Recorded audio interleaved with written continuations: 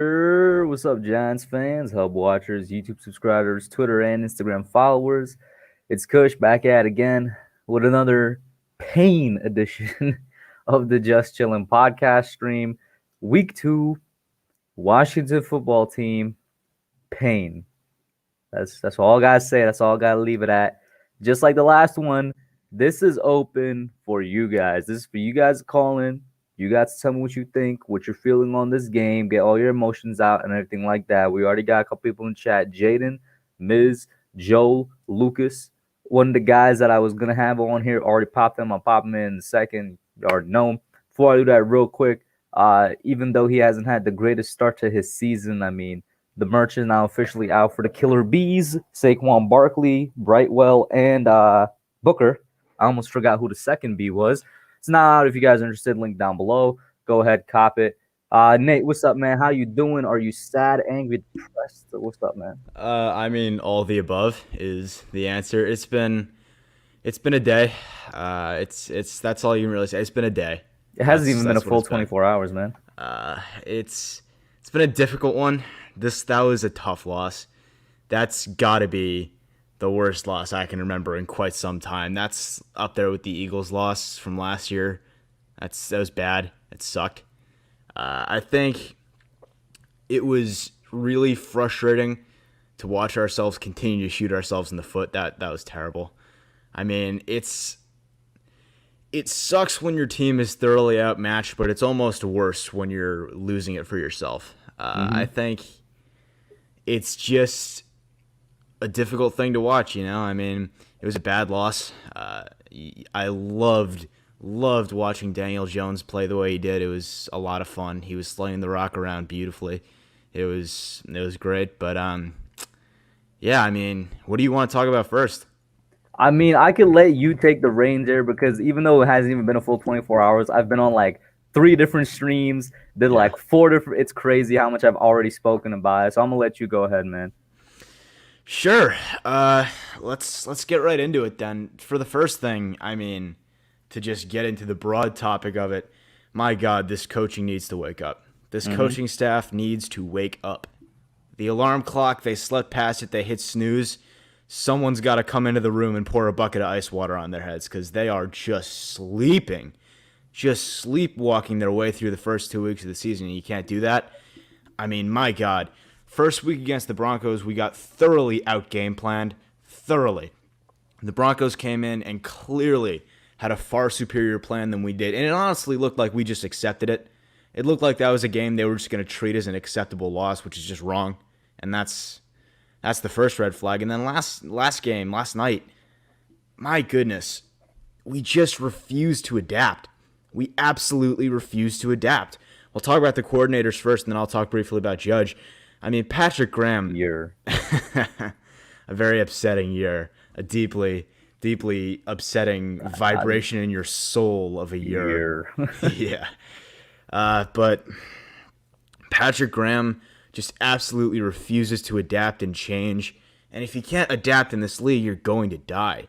Patrick Graham refuses to stop calling this soft zone. And don't get me wrong, playing soft zone absolutely has its place in a game plan, but you cannot be calling like he is. This man is calling it, and I know it's factually incorrect to say every single time, but it looks like it's every single time. Yeah, I mean, listen, I understand there has to be a balance. You can't be super aggressive every play, but you can't be this soft every play either. You brought in these guys, these playmakers on the defensive in the secondary. You brought in Adoree Jackson, who was playing really well last night, aside from the one Adoree, play where he got mismatched. he looked like the best corner, but it's like I was on Authentic Stream earlier, and I was like, I would normally be happy to say that if it wasn't for the fact that Bradbury looked like complete And trash, except for we'll that get one to that. interception. We'll get to that in a little bit. But like, you can't have these guys and not let them do their work. I mean, a lot of the reason that James Bradbury was getting roasted by Terry McLaurin is because Patrick Graham was not putting him in a position to succeed. 90% of the time when they're in man looks, you got Adoree Jackson manned up aggressively in press coverage, or at least up in his face on De'Ami Brown. And look how that turned out. And then you got James Bradbury off the line 8 yards on Terry McLaurin looking like he's guarding the sticks. You can't do that. You got to give your number one corner an opportunity to make a play. Mm-hmm. And later on, obviously, he did, but early on, he got roasted. And credit where it's due to Terry McLaurin. He's an absolute beast. He's a hell of a receiver, and it's good that he's finally getting some help where he deserves it. But you got to just give your guys opportunities. And time after time, Patrick Graham was not giving his players opportunities. And that's what really concerns me. Hey, Noah, I like the pick too. Anyway, though, you look at the guys in the front seven, that's less on Graham and more on them. We have to be able to get to the passer. Just consistently, we're giving these quarterbacks an hour in the pocket. Some of that does fall back to Graham. I mean, his billing is that he's going to be able to make this work with, he's going to be aggressive and creative in his blitz calls. He's going to be able to use these stunts and get after the quarterback. Not working. I mean, it's just not effective. You need a pass rusher. And then, many. Yeah, in the secondary, it's just, we're not getting the opportunities given to these secondary players that they need, not putting them in a position to succeed. Talked about that a second ago. And B, we just can't execute. We just can't execute. And that's going to kill us. And then on the offensive side of the ball, you know my feelings on Jason Garrett. You do. I mean, I saw someone on Twitter. I'm forget smiling who it was. probably because of that, probably because the other guest popped in and he has some words to say before you continue. Sure. All right. Ash. Can I put my balls in your jaws? Anyway. I'm not gonna lie. Listen, as childish as that was, that's the only thing that made me smile in 24 hours, bro. I mean, anyway, though, you know how I feel about Jason Garrett, but let's just talk about it because we have to. Yeah. You know? I mean, you have to talk about it. Jason Garrett, I think I can deal with the lack of creativity. I can deal with it. I can. It's tough. It's hard, but Daniel Jones showed last night that even in the complete lack of creative play calling and offensive design, he can drive this offense, boy. But I think the thing that I just absolutely cannot swallow, I just can't deal with, I cannot accept, is it's 7.5 minutes into this stream, so I'm sorry, Hub, but the complete spineless pussy play calling of Jason Garrett last night fucking killed me. That was I awful. think the chat kind of knows how I feel about this. I think that's more Judge than Garrett. Well, I'll get to Judge in a second. Yeah. But for now, I'm going to talk about it like it's Jason Garrett because he's the fucking offensive coordinator. And if he's got a problem with it, he'll open his mouth and say something to his head coach with good reason because clearly it ain't working. And I just look at the way the league is running, all right? I think Pest said it best the other day. It's great to have the Giants way. It's great to have that tradition. It's great to have that blue blood mentality.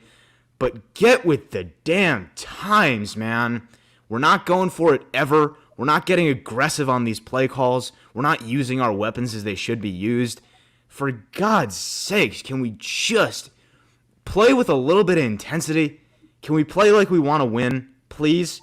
I mean, people are saying, I see all over the place, we're not playing like we want to win. We're playing to not lose. I don't even think we are. I think we're playing to lose. That's what it looks like.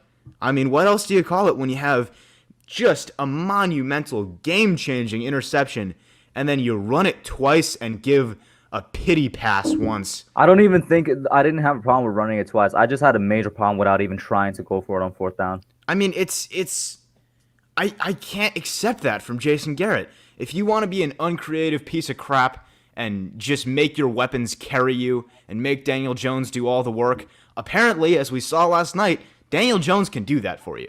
He'll do it. He will put the team on his back, and that's what I love to see. But my God, can we grow a sack? Please, please, Jason. Just for the love of God, stop acting like the most spineless coach in this league. I can't deal with it anymore. And then we have to talk about Judge. He's the third in the trio. Got to be talked about. Joe Judge, he's from day one. He has said all the right things. He's done all the right things as far as we can tell. All right. It's not translating to the field. And that's a real problem. And then on top of that, now there's rumors coming out that the reason our offense is so, I don't want to say weak, but it looks like it. The reason our offense is so scared out there in play calling is apparently because he's holding Garrett back, which I don't even know how I feel about that. But a lot of beat reporters are saying it. A lot of inside sources, quotation marks, are saying it. I don't know. But either way, Joe Judge, even if he's not responsible for the offense, which is what I actually tend to lean towards, Shout out to Eli. even so, like, it's just, if you're going to come in here and say that we're going to execute everything, we're going to get back to fundamentals, we're going to do all this great stuff, we're going to play from the ground up, can we do it, please? Can we not kill ourselves with penalties?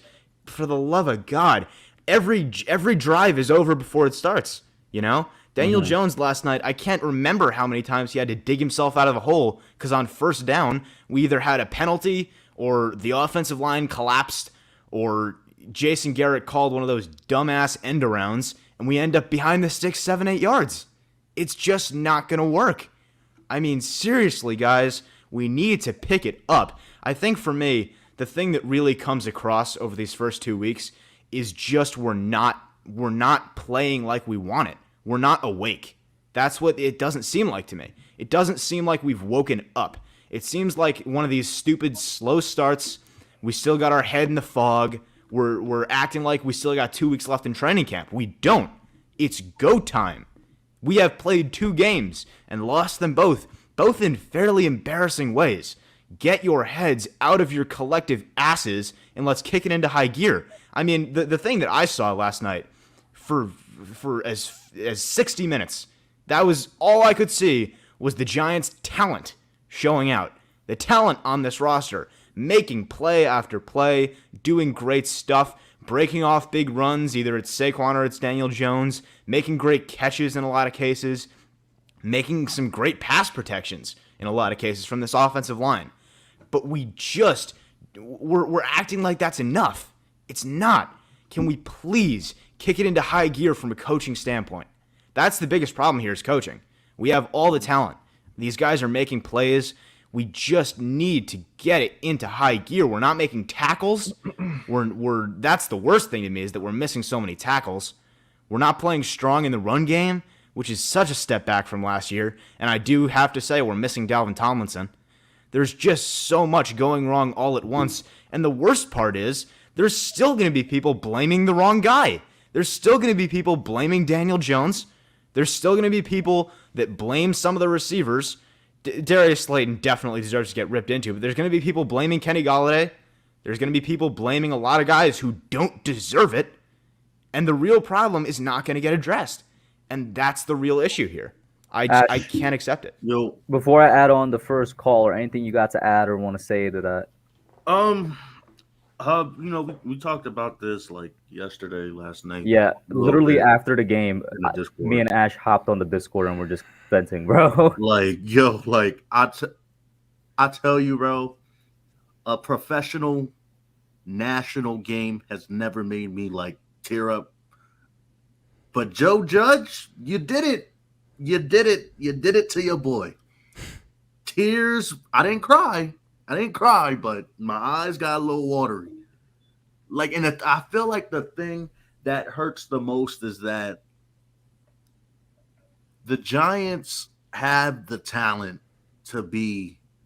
First of all, we have the talent. I don't care what the record is. We have the best talent in this division.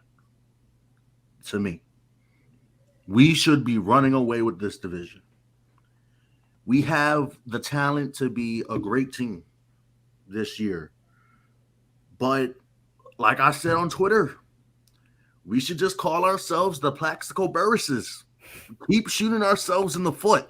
It's bad. We keep messing up. We keep and people could say, well, the players make those mistakes, but it comes back on the coach. Mm-hmm. So I'm gonna hold it on Joe Judge. You preach this philosophy in this no nonsense type of style, this old school. We're gonna punch you in the mouth for 60 minutes. We're not gonna shoot ourselves in the foot. We're gonna represent. Which, by the way, in his opening press conference, one of his things that he actually said was, "We're never gonna beat ourselves." And I think part of that game last night was that we beat ourselves. Part of it. I'm sorry. Part of it? Like, what part wasn't that? The How did we lose that the game in defense a was way just other than trash. beating ourselves? Listen. The defense was just trash. Darius Slayton is part of beating ourselves. All the penalties is part of beating ourselves. This- But like for the most part, the defense is just trash. The That's on defense that's on doesn't Graham and show- that's on the players themselves. Yeah, and you know, I'm like, Graham, it's the weight loss, bro. I don't know what Yeah. it is, bro. It's the weight loss. Cause like, no way we're like a ferocious defense, right? Yeah. Like we had an excuse to play a little soft zone last year, a little off Right. the ball because Right. we didn't have that second corner. We had Isaac Yadim. Yeah. Why the hell do you sign Adoree Jackson and then you're playing 5 yards off of the ball? Yeah, it's bad. I mean, Like, what is the problem? yeah. And my thing is like, bro, like I watched Ryan Day for Ohio State call out his defensive coordinator and his defense for not showing up against Oregon. Joe Judge, why can't you do the same thing? I mean, I think the whole point of it is, and I hope Kush, you don't mind me sharing this. I think something Kush said to me off stream a while ago was that it feels like we've been lied to. It really does. It feels like we've been lied to, you know? I mean, I don't want to steal Kush's words here, so I'll let him put it in his own terms as he did to me if he wants to. But it feels like we've been lied to here, you know? I was basically like, I feel like I was at the mall and like I got conned into buying something I didn't want to buy. And it can't continue, you know? The worst thing to me is that all of the problems we have are A, the wrong problems. 100% the wrong problems. And B, so easily fixable. I mean, my God, the jumping off sides, the false starts, the holds, you learn how to not do this shit in high school.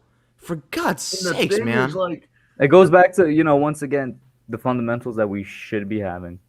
Yeah, I mean, it's like you said, we've sort of been lied to here by Joe Judge, and I really do hope he can really practice what he preaches, because that would be lovely. But so far, it's not looking like it. It looks like this team that last year, this team showed so much intensity, so much drive. This team had fire last year, and they only won 6 games. They didn't have talent. Now we have talent, and we're sitting on our asses like talent's gonna get it done. Talent doesn't cut it in this league. You need to have more. My thing, and the thing that really gets me like the most emotional and the most like upset is that for me, and I'm sure for a lot of y'all young fans out there, Daniel Jones is the first quarterback that we have seen come into, like we have brought into this league, and we are on this journey with him. Daniel Jones last night played the best game of his career. It might not have been the best statistical game of his career, but he played like the best game mentally, physically. Like I've never seen Daniel Jones go through those progressions. I definitely agree. To just throw it away like that, knowing that we might actually have something like that pains me, bro. Like that hurts. I mean, let's be real. Daniel Jones was, besides us, the real victim last night. Because Daniel Jones, like you said, played so great. He played such great football. He was using his legs. He was making great reads. He was getting the ball out early and often on time. He was hitting his receivers. He did. He looked like he was in control. And then we just sucker punched him. I think how I put it last night while we were watching the game was Daniel Jones is playing this game with ankle weights on. And the ankle weights are the rest of his team. We are Before you guys just continue, wasting this. let me add the first caller on. Joel, what's up, man? How you doing? Man, y'all ain't gonna like me. Let me guess. Joel's gonna say it's just week 2. He's gonna be the one that's just week 2, baby. We got some things to build on. Here we go. Y'all are mad and upset we lost when you picked us to lose. Yeah, I picked us to lose. I did. I picked us to Okay. win. I picked Okay, us to so- win. I picked us to win. I picked us to win too. I picked us to lose, so you got that right there. No, All right. but before Joel goes off, because I don't want to get ripped into for something I didn't say here. So I do want to say I picked the Giants to win, and I Okay. expected them to, and I think the reason I picked them to win showed up because Daniel Jones played great, and the Okay. defense did a good job on a lot of situations. But I think what I was saying earlier is how frustrating it is because that went to waste. Now go ahead and say what you're going to say. Let's talk about after the interception, the 3 plays. Please. Okay. We all been on YouTube and it's all documented. And it doesn't matter. You just had points handed to you.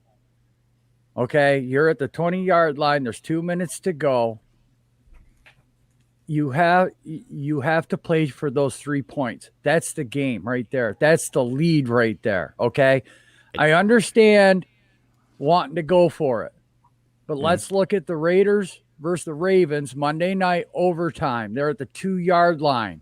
The ball goes through the receiver's hands, off the helmet. It's intercepted. If a play like that happened after that game with Daniel Jones, it would be crushing to everybody. Okay. No, I get that. I understand that. But you have to play for the points.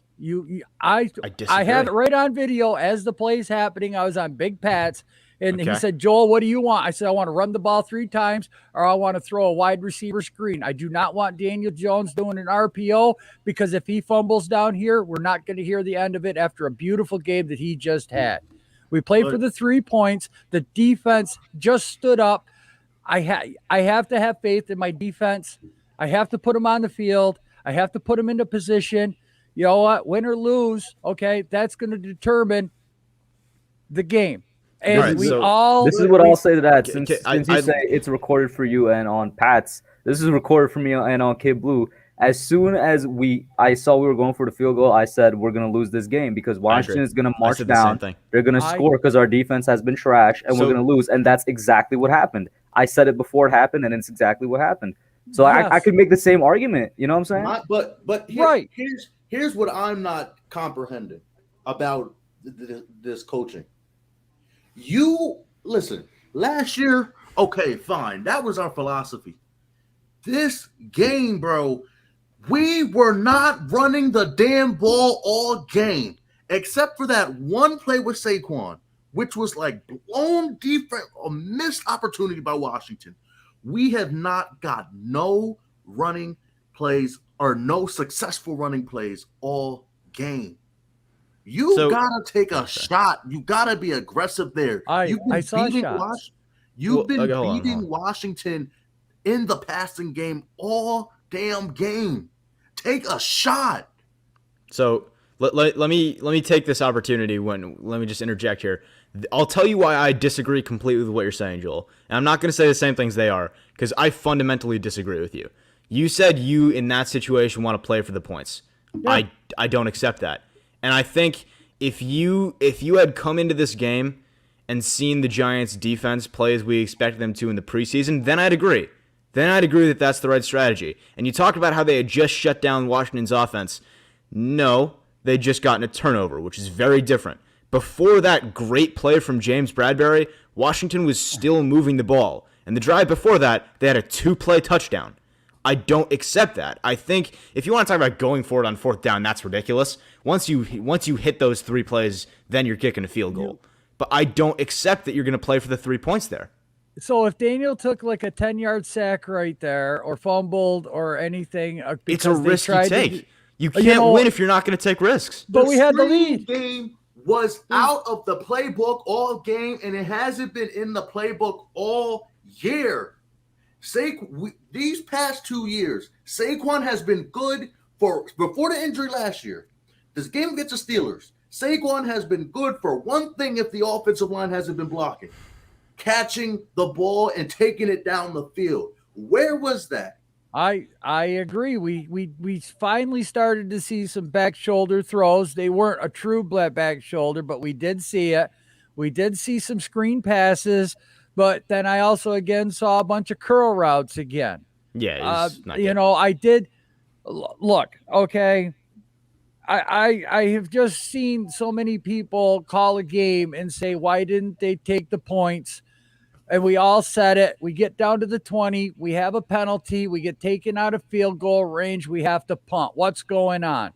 So we finally make plays where we're not taking a sack. We're not getting a penalty. We weren't driven out of field goal range. We took the points that were there, that were handed to us. We took the lead. I'm not going to blame the whole game on that one play. Oh, yeah, I'm not blaming the game on it. We left 14 points on the field. Yeah. All right. And you want to say we blame the refs and everything? You know what? Score more points to take refs out of the game. Yeah. Real All quick, right, we're we just get looking. these super chats. Yeah, okay. Oh, no, I was going to say, okay, then shout out to Joseph Clark for $2 super chat. He says, I got your back, Joel. I'll be on the stream soon. You have reinforcements coming. Yes. And then Duran Osman for the $5 super chat. I appreciate you. He says, we'll talk about this in a minute. Proven Dex didn't jump off sides. He moved at the same time. We'll talk about this in a minute. They need to make that reviewable. I have a feeling me and Joel are going to have the same idea about that one, actually. But just to say, I do want to agree with you before you keep going, because I want to talk about this briefly, because this is important. I think you're absolutely right about the fact that you can't blame the loss on that series. And I don't think anyone here would blame the entire loss on that series. That's just something that I personally have a problem with. And that's a philosophical problem for me. But I think in terms, and that's, to me, that's the same thing as the Dexter Lawrence play, which is you can't blame the game on that one thing, because that's not what it was. That's not what you can say lost us the game. But it's the mountain of little things. It's the death by 1,000 cuts. Y'all are missing, and that's why we're pissed off at Joe Judge. Y'all are missing the big thing. What's the big thing? Y'all are missing the big thing, and it's right in front of y'all faces. Okay, please, in your ever-loving condescension, go ahead. If Darius Slayton catches the damn ball, that's none of it would have mattered. You know what else wouldn't have mattered? If we didn't get the holding penalty. If Kenny Golladay hadn't gotten held on the fade, that would have been an easy touchdown. If Dexter Lawrence doesn't jump, if 1,001 things don't go wrong. This is the thing. None of them were as wide open as Darius Slayton was that play. Sure. You know who makes that catch? You know who makes that catch? And this is what's been pissing me off for the past 2 weeks. You know who makes that catch? Don't say Kadarius Toney. Kadarius Toney. No. That's who makes the damn catch. That's who makes Bro, the he had you want to have this argument? Fine. Hold on. Let's have this argument. Let's have this argument. Fine. Let's do this. Fine. Let's talk about Kadarius Toney. Let's talk about why I don't have a problem with this. All right? I have about 1,000 problems with the Giants right now. The fact that Kadarius Toney is not starting over Darius Slayton is not one of them. If you go back and watch his tape at Florida, I said this from the beginning. I said this 1,000 times to every Giants fan, to Fisk, to everyone, to everyone who wanted him starting, to everyone who said he's going to be our leading receiver, to everyone who said he's going to be this and that and everything out the window. No. Kadarius Toney was not ready to be an NFL receiver from day one, even if he hadn't had this nightmare of a first offseason where he missed almost all of camp, almost all of OTAs, almost all of everything. I do not accept that you're going to come in here and tell me that Kadarius Toney would be saving this team if Darius Slayton was on the bench. Does Darius Slayton deserve so much blame for this? Absolutely. Can you say that Darius Slayton lost us this game? Sure. But you cannot tell me that Kadarius Toney, with his unpolished route running, is going to come in and save us, because he's not. He is not going to be that much better. At the end of the day, bro, I saw what I saw last night. I saw when Kadarius Toney was on the field, he was being his man. I saw, and at the end of the day, bro, people say that about so many receivers coming out of the draft. You can't change the fact that this dude, Kadarius Toney, does better than any receiver on this team.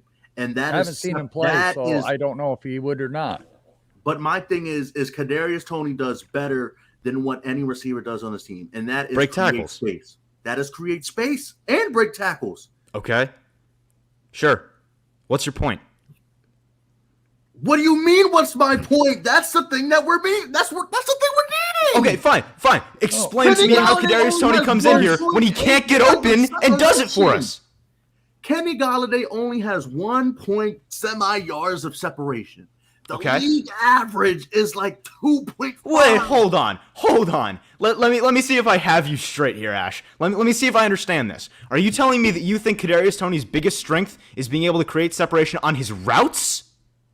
No, I'm saying that can be the biggest strength of this offense. That is the biggest weakness. So what does Kadarius Toney have to do with it? That's not what he does.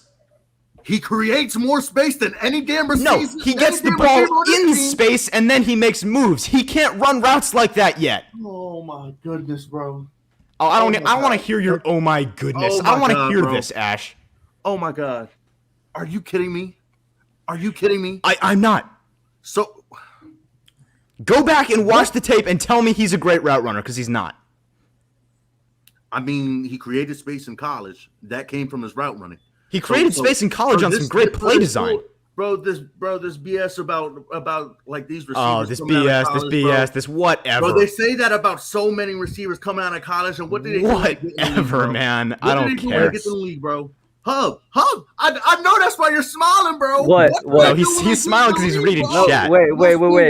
He's not even paying attention to us. He's reading chat. What you said, Ash. What I will say is that I don't know if Kadarius Toney gets open like Slayton did, but if he's in that exact position, like if we do some magic spell and he's in that position, he magically gets there, he catches that. He does catch that. Coverage. By the way, I want to take a moment to acknowledge Rick in chat. Rick, please leave me the fuck alone and stop putting words in my mouth. If you're gonna come at me for something I said, please. And the thing that ticks me off is that I told y'all about Darius Slayton. I have told people countless time again. I was on streams and I got laughed at. When I said Darius Slayton was a bum and he let us down. This is true. I don't know. There's been a lot of people telling me that. You know what? Yeah, fine. He came into Pat's stream after Slayton made that touchdown catch, and he's like, okay. Now he what? made a touchdown catch, and I'm like, okay, Darius Slayton, prove me wrong. Prove me wrong. You know what? Ash stepped up. This is the biggest concern I have. This dude, Darius Slayton, has height and length to him, and he's speedy. But somehow he never wants to jump for the ball. He always wants the ball to be placed right in That's the problem you have with Slayton? The fact that he doesn't jump? I mean, that was the problem that cost us the game yesterday. He also ran that route. He ran the end of that route wrong. The problem with hold on. Let's talk. Okay, if we're going to talk about Darius Slayton and why Darius Slayton is failing right now, let's at least do it accurately. Darius Slayton is looking terrible out there because he's not tracking the ball properly and he's not getting under it. And when he does get under it, he has concentration drops. That's the problem with Darius Slayton. Part of jumping for the ball. I can. Oh, are you saying you should have dived? Times where I can count numerous times where he has beaten a man. And he has like a big physical corner on him, but he just doesn't want to make an aggressive play. Yeah, okay, sure. All you do, bro, you're in the NFL. You get paid millions of dollars to make plays. I have that same problem with him that you do. Forward. Use your body. You have the frame for nothing. You are a waste of talent. You are a waste of talent. Man, I have the same problems with him that you do. The problem is you're going to act like if we benched him and put Kadarius Toney in, the world is magically going to be sunshine and rainbows and we're going to have all these touchdowns. You want to know something? You want to know something? Please educate me, oh wise one. That wide open. If that coverage is blown and Kadarius Toney is in the end zone, Kadarius Toney tries to catch the ball. All right, how many catches have you seen Kadarius Toney made in his career so far? We're not going to bring like you see the future, you Monday morning quarterback. Like I think we could all agree that that's not even Tony's fault that he's not getting the ball. It's not at all. No, absolutely not. You guys can continue that. I only got a few minutes. You guys are for the whole show. Please let's let Joel speak here. Now, what I'd like to talk about a little bit is the offensive line. Now, while it wasn't terrific, it was. I liked it. It was all right. In pass blocking, I liked it a lot. It adjusted well in the second half. That was probably the only thing we did that adjusted well. Okay, but now let's remember, you got to have cohesion for those five guys. So while Garrett's trying to run a sweep and I understand the play calling. Okay, he had the defense on their toes quite a bit. You can say Garrett was a bad play caller. You might not like the plays, but you know what? When I saw him run to the right, I kind of understood why he ran that play. He knew it probably wasn't going to work, but he was setting that defense up for an RPO, a pass, a shot down. So while everyone's saying that, Garrett had bad play calling during the game, look, there's a reason why you still tried to do things, why you still tried to run the ball. But now, like I said, I like what I saw somewhat, but there's still a lot of building blocks. And as far as this offensive line goes, prayers to Nick Gates. I hope he comes out well. I hope he can come back next year 100% healthy and be another captain again, get his job back. But I want to throw something against the wall here, and I brought it up on Pat's stream, brought it up on a couple other ones. I want to know what you guys think. Now, this is not my opinion. I'm throwing something up against the wall here. We have 10 days until our next game. Could you see us trading Jabril Peppers for maybe an edge rusher or maybe a lineman? It depends who's even on the trading block Yeah, right I now. don't know about that one. But could you see that happening? Because that way we could take on their contract, get rid of Pepper's contract. And Well, Peppers doesn't really have much of a contract, does he? It's just a fifth-year option. 5-6 mil. But that's what I'm saying, though. I'll tell you what. I could see that later in the season, not by next week. Later, okay, but I could see that. Yeah, I see where you're going with that. All I know is some damn adjustments need to be made. That's all. Yeah. You want to talk about adjustments? Let's talk about adjustments then, real quick. Let's talk about this damn defense because we have no playmakers on that defense right now at all. We have no pass rush. Yo, where's Leonard Williams? You can say what you want about Lorenzo Carter. Bro, where's Leonard Williams? You can say about Leo. You can say about Dexter. You know what? None of them showed up. Azeez Ojulari is the only freaking rookie the Giants ever had. Got a sack their first 2 games, and he disappeared after the first 5 minutes in the first quarter. Yeah. Okay. So while Washington made an adjustment, brought in a running back, a tight end, kind of made with a heavy defense, Patrick Graham decided, I'm just going to keep rushing 4. There was no freaking line stunts. Okay. These guys were not getting pressure. When we got pressure, Washington went 3 and out. 3 and out. First 2 drives. You saw it. They were harassing Heineke. Heineke all night long was throwing behind the receiver, over the receiver, off his back foot, out of bounds. He just was not accurate. And because we did not adjust, because we did not have a playmaker, as far as right now, I'm sorry, but that whole defensive front 7 needs to be blown up. Because and I'm sorry to say this, but Hub, you were there. I said I didn't want to sign Leo. What was my biggest fear if we signed Leo? Give him the money. And he doesn't. And he pulls an Albert Hainsworth.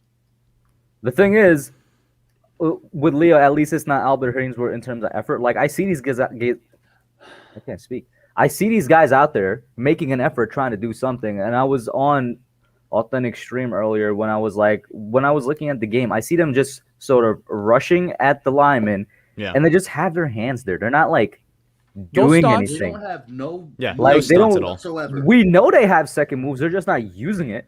And for some reason. For me, this gets into a big problem for the Giants. And also, before I do get into that, I want to take a moment to agree 110% with Joel that the front 7, just in so far as the first 2 games even, has been by far the weakest unit on this team.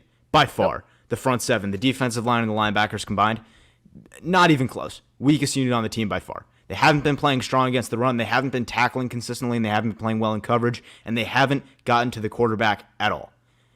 So continuing off of that, I think at this point, it's really exposing. I would call this Dave Gettleman's biggest problem, which is not even the fact that he's drafted a couple of busts, because that's been bad. It has. But I would argue that the biggest problem Dave Gettleman has is that he has consistently, with a few key positions on this team, bargain bin shopped instead of owning up and putting his chips in and trying to get something, specifically at the edge rusher position. He just has not addressed it with high-value people, and it's really showing now. Shout out to Duran real quick before you go, Ash. He says, how does every defensive star regress scheme? Well, we'll get into that. And by the way, for clarity, I'm calling for this moment Leonard Williams an interior rusher, not an edge rusher. Mm-hmm. Right. My thing is just like the pressure needs to get better. Yeah. But like my problem is still with the secondary. Yeah. It's with the secondary. There's problems everywhere. I don't want to. I'm just saying I'm being in a dead horse here. Like, you signed Adoree Jackson, a press man-to-man corner. Bradbury is a press man-to-man corner. What are we doing? I said it. I'm like, you know what? Bradbury let up 6 out of. He only forced 1 incompletion. Yeah. Week 1. I was like, you know what? He's not going to do that every week. And we all said that. I was right. I was right. He's not going to do that every week. This week, he forced 2. Forced 2 incompletions. Like, what are we doing? Like, and I get what y'all saying about the pass rush. It does definitely need to be better. But my thing is like this defense was designed to get coverage sacks. Yeah, kind for of. me. And that's not acceptable. Yeah. Right? It's not acceptable, but at the end of the day, the defense was designed to get coverage sacks. You do that by playing aggressive and playing man-to-man coverage. No, Well, you let's have to look get at home on the blitz, man, Right. because we're not getting home on the Oh yeah, that's blitz. what I that too. wanted All to get blitzes to have been too. super ineffective. That's what I wanted to get to too. You have players on this team that blitz, that are made to blitz. No, they're Jabril not. Peppers, we were just talking about him. Why are you putting Jabril Peppers in coverage? Send him to freaking blitz. I mean, so here's my problem with everything. I mean, first off, before I even get into that, let's not kid ourselves and get into a stupid, pointless argument here. No matter what is the bigger problem, because that's subjective, everything is a problem right now on this defense. Let's get that straight. But if you want to talk about getting pressure on the quarterback versus the secondary, we have to remember this is a complementary game. Everything you do in football, every position group, every player on the field feeds into each other. And when you're doing one thing well, you're going to help the other unit. And that's what a coverage sack is. That's when your secondary holds up for so long that the pass rush, which normally wouldn't get there, can. And I think there's, I would say, a fair mix, I would say, of plays in which A, the secondary can't hold up their end of the bargain and get the coverage sack, or B, the secondary will hold up for like 6-7 seconds and there's no sign of life from the Giants in the offensive backfield. No sign of life. And that's an equally terrible problem. And I think a lot of this speaks to the fact that there's a lot of blame to be shared amongst the players, certainly. But the biggest concern to me is that the major blame goes on the coach. Patrick Graham is just, and I said this before, not putting his players in a position to succeed. Not at all. I mean, Joel's hammering on it. There were no stunts, barely any blitzing, barely any aggressive play calling. We're not putting these guys in a position to succeed. And I'll say this in a kind of a roundabout way to answer the Rand's question. Scheme is definitely part of it. In my rant earlier today that I put out about Patrick Graham, I was like, one of my greatest fears in the offseason was that him changing the scheme he's running is going to affect his defense in a negative way. And it did, but I thought he was going to change the scheme to the man scheme we all thought he was going to change it to. But he changed it to a different zone coverage type of scheme. He had a different zone coverage scheme last year. Actually, that worked better. I saw a lot of the same type of stuff actually from last night, in the sense that I saw a lot of too high shells. I saw a lot of soft off coverage, which granted it did fine last year, but I think the point is we're talking about, and I talked about this a lot against the Broncos, against Denver. We're talking so much, and rightfully so, about how the defense can't get off the field, right? We're giving up cheap yards, right? We're doing all this stuff. We're playing soft. That starts with just the coaching, you know? We're not playing press man coverage. Everyone's talking about that. Joel and Ash both said that. We're not getting aggressive in man. We're still calling this soft zone. And there was a perfect example of this where I think it was Logan Thomas who caught a seam post against cover 2. And it's like, yeah, that's going to happen. You can't blame the players for it. It's not their fault. It's an obvious beater. Let me hear what Joel has to say, then Ash, and then we might have to go on to the next caller. But Joel, let me hear what you say, bro. Oh man, if you want my last thought, I'm just your response to that and your last thought, yeah. Oh, okay. Well, I just it's hard to add right now, because how much more in depth can we go? Because last Sunday we didn't know what the hell was going on. We played a game last night where it's okay. Now we know what the hell's going on. Okay, now if the offense does what they did last night the rest of this season, and this defense keeps coming at us like the way it is right now, all right, people are going to want somebody's head, but whose head are you going to grab? Who's going to be the guy that's going to be hitched to the rail and ran out of town? Mm-hmm. Is that going to be Graham? Is that going to be Judge? Is that going to be Gettleman? I mean, people are already hollering at the owners. Okay. And after last Sunday, after that game, I was hollering at everybody from the owners on down. All right. Because when you put that product on the field, there ain't nobody safe in my opinion. Mm-hmm. Yeah. That was just a hot mess garbage team that we saw. Mm-hmm. So now we see what we saw Thursday night. And you know what? Y'all can be mad. Y'all can be upset. However, this would be my final thought here. Daniel Jones showed y'all what I thought he could do. Agreed. Same here. Daniel Jones finally had a game plan. He ran the plays. He didn't stare down a receiver because that's what the play called for. He audibled at the line because I think Garrett let him. He manipulated the pocket so that if a guy was coming around and Thomas was getting beat to the outside, he could just step up in the pocket. We had 2 rookies. Basically, all right, they might have been second-year players, but on our team right now, they're rookies in the center. And he was snapping the ball kind of high, but he settled down in the second half, and I wasn't seeing so many snaps. We might have a center. I want Gates to come back because I want him back at left guard. But Bredesen's got to work on his footwork a little bit more. He kind of opens up into his hips a little bit too much. But there again, I got to be happy with the offensive line coaches because they're the ones that got those 2 guys ready. We got Sakura in the wings, but let's wait and see what's going to happen. You know, maybe we're going to sign somebody off of someone's practice squad these next few days. Maybe we do make a trade with Peppers. Maybe, I don't know, maybe Ingram. Maybe somebody wants Evan Ingram. He hasn't been on the field. By the way, we had a Caden Smith sighting. That was a great reception, great throw, great concept. Loved it. That was an audible by Daniel Jones. Yes, it was. He audibled into that. Yo, people, I'm telling you, this kid can do it given the opportunity. He's going to throw interceptions. Aaron Rodgers throws interceptions. Russell Wilson throws interceptions. Lamar Jackson fumbles in overtime twice.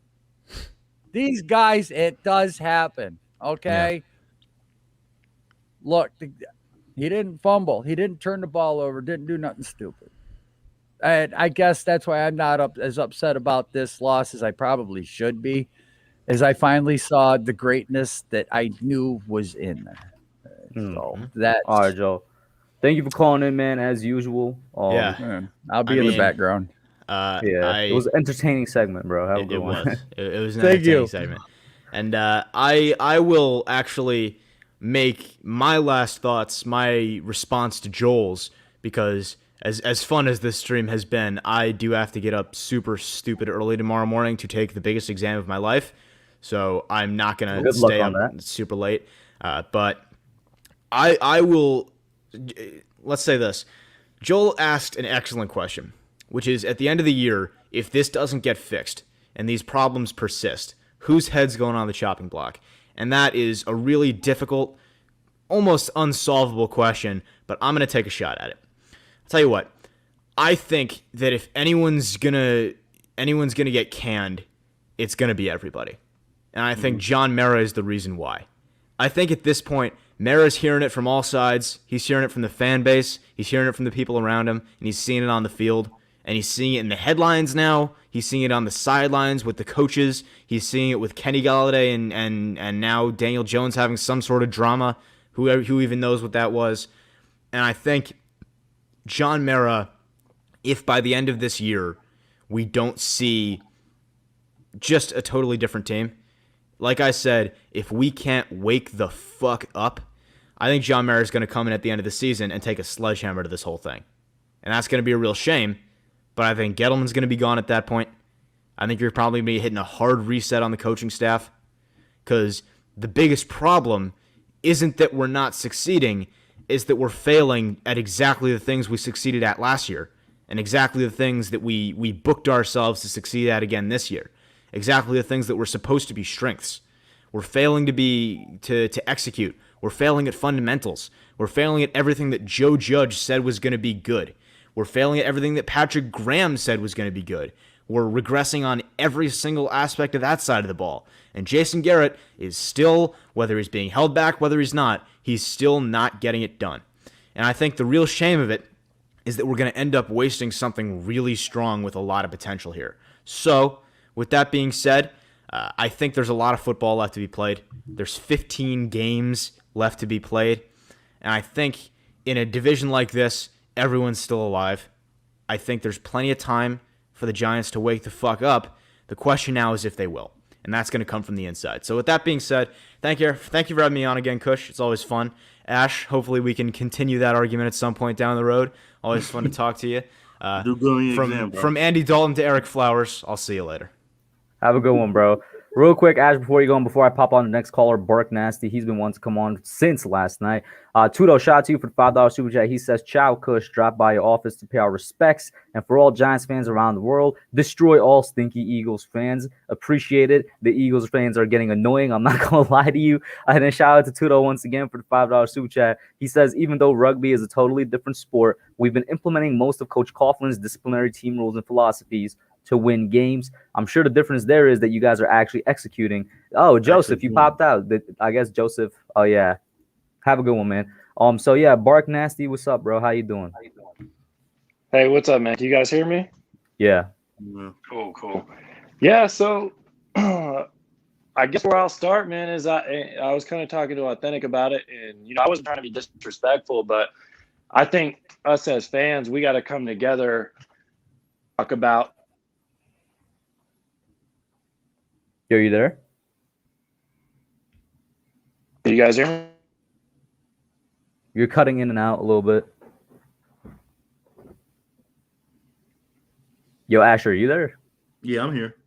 Okay. Yo, Bark?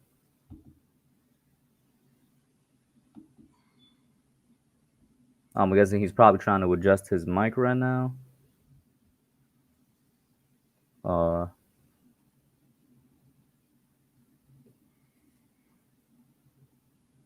Just for this moment, Bark, I'm going to add somebody else on, and then I'm going to add you back in if the mic is fixed by the time we come back to you. BPS is up next. What's up, man? How you doing? Speaking of Eagles fan. I finally got a green shirt on, so you can leave me alone. Yeah. Go ahead, Just so you can leave me alone, I finally threw a green shirt on. But how's your day been, man? Just a pain day for you. Yeah. I'm sorry, bro. Can I get a year real quick? Year? Come on now. That's not the real Kush. That was just too sad, man. Hey, Ash I'm can give sorry. You a year, probably. I don't know. Sorry, Ash. I'm sorry, Ash Money. Sorry, bro. Yeah, man. But I took a lot from that game, man. I was like really closely watching that game because it was a damn good game. Daniel Jones, no one should blame him for anything. He did really good. He did really good. He went through all of his reads. He ran really good. The man is he was a beast yesterday. He's not a beast like in terms of how he plays every year, but he does good against Washington, and I will give him credit for that because you want to say all this about the you want to hype up Washington's defense, and he stays in the pocket and rips one every single play. And if it wasn't for that drop by Darius Slayton, we'd be talking about Daniel Jones again today, like double right here. So, hey man, Daniel Jones should have had like 2 touchdowns throwing. He should have had 4 touchdowns in total, 2 running, 2 through passing. Yeah. G Nation, I'm trying to defend your team, bro. What are you talking about? And shout out to Tudo for the $5 super chat. He says, I personally do a much better job at left tackle, tight end, and defensive end for New York. All I need to learn is the playbook and schemes. If they could afford me, I'm in. We don't need a left tackle. We probably need a right tackle, though, bro. I'll say that. Go ahead, though, BPS. What you trying to say here, bro? Yeah. All I'm trying to say is I think it's going to be a competitive division. I just don't think there's a clear-cut favorite. I know people would say Dallas, but Dallas, I think they have an average defense, but it's not going to scare anyone.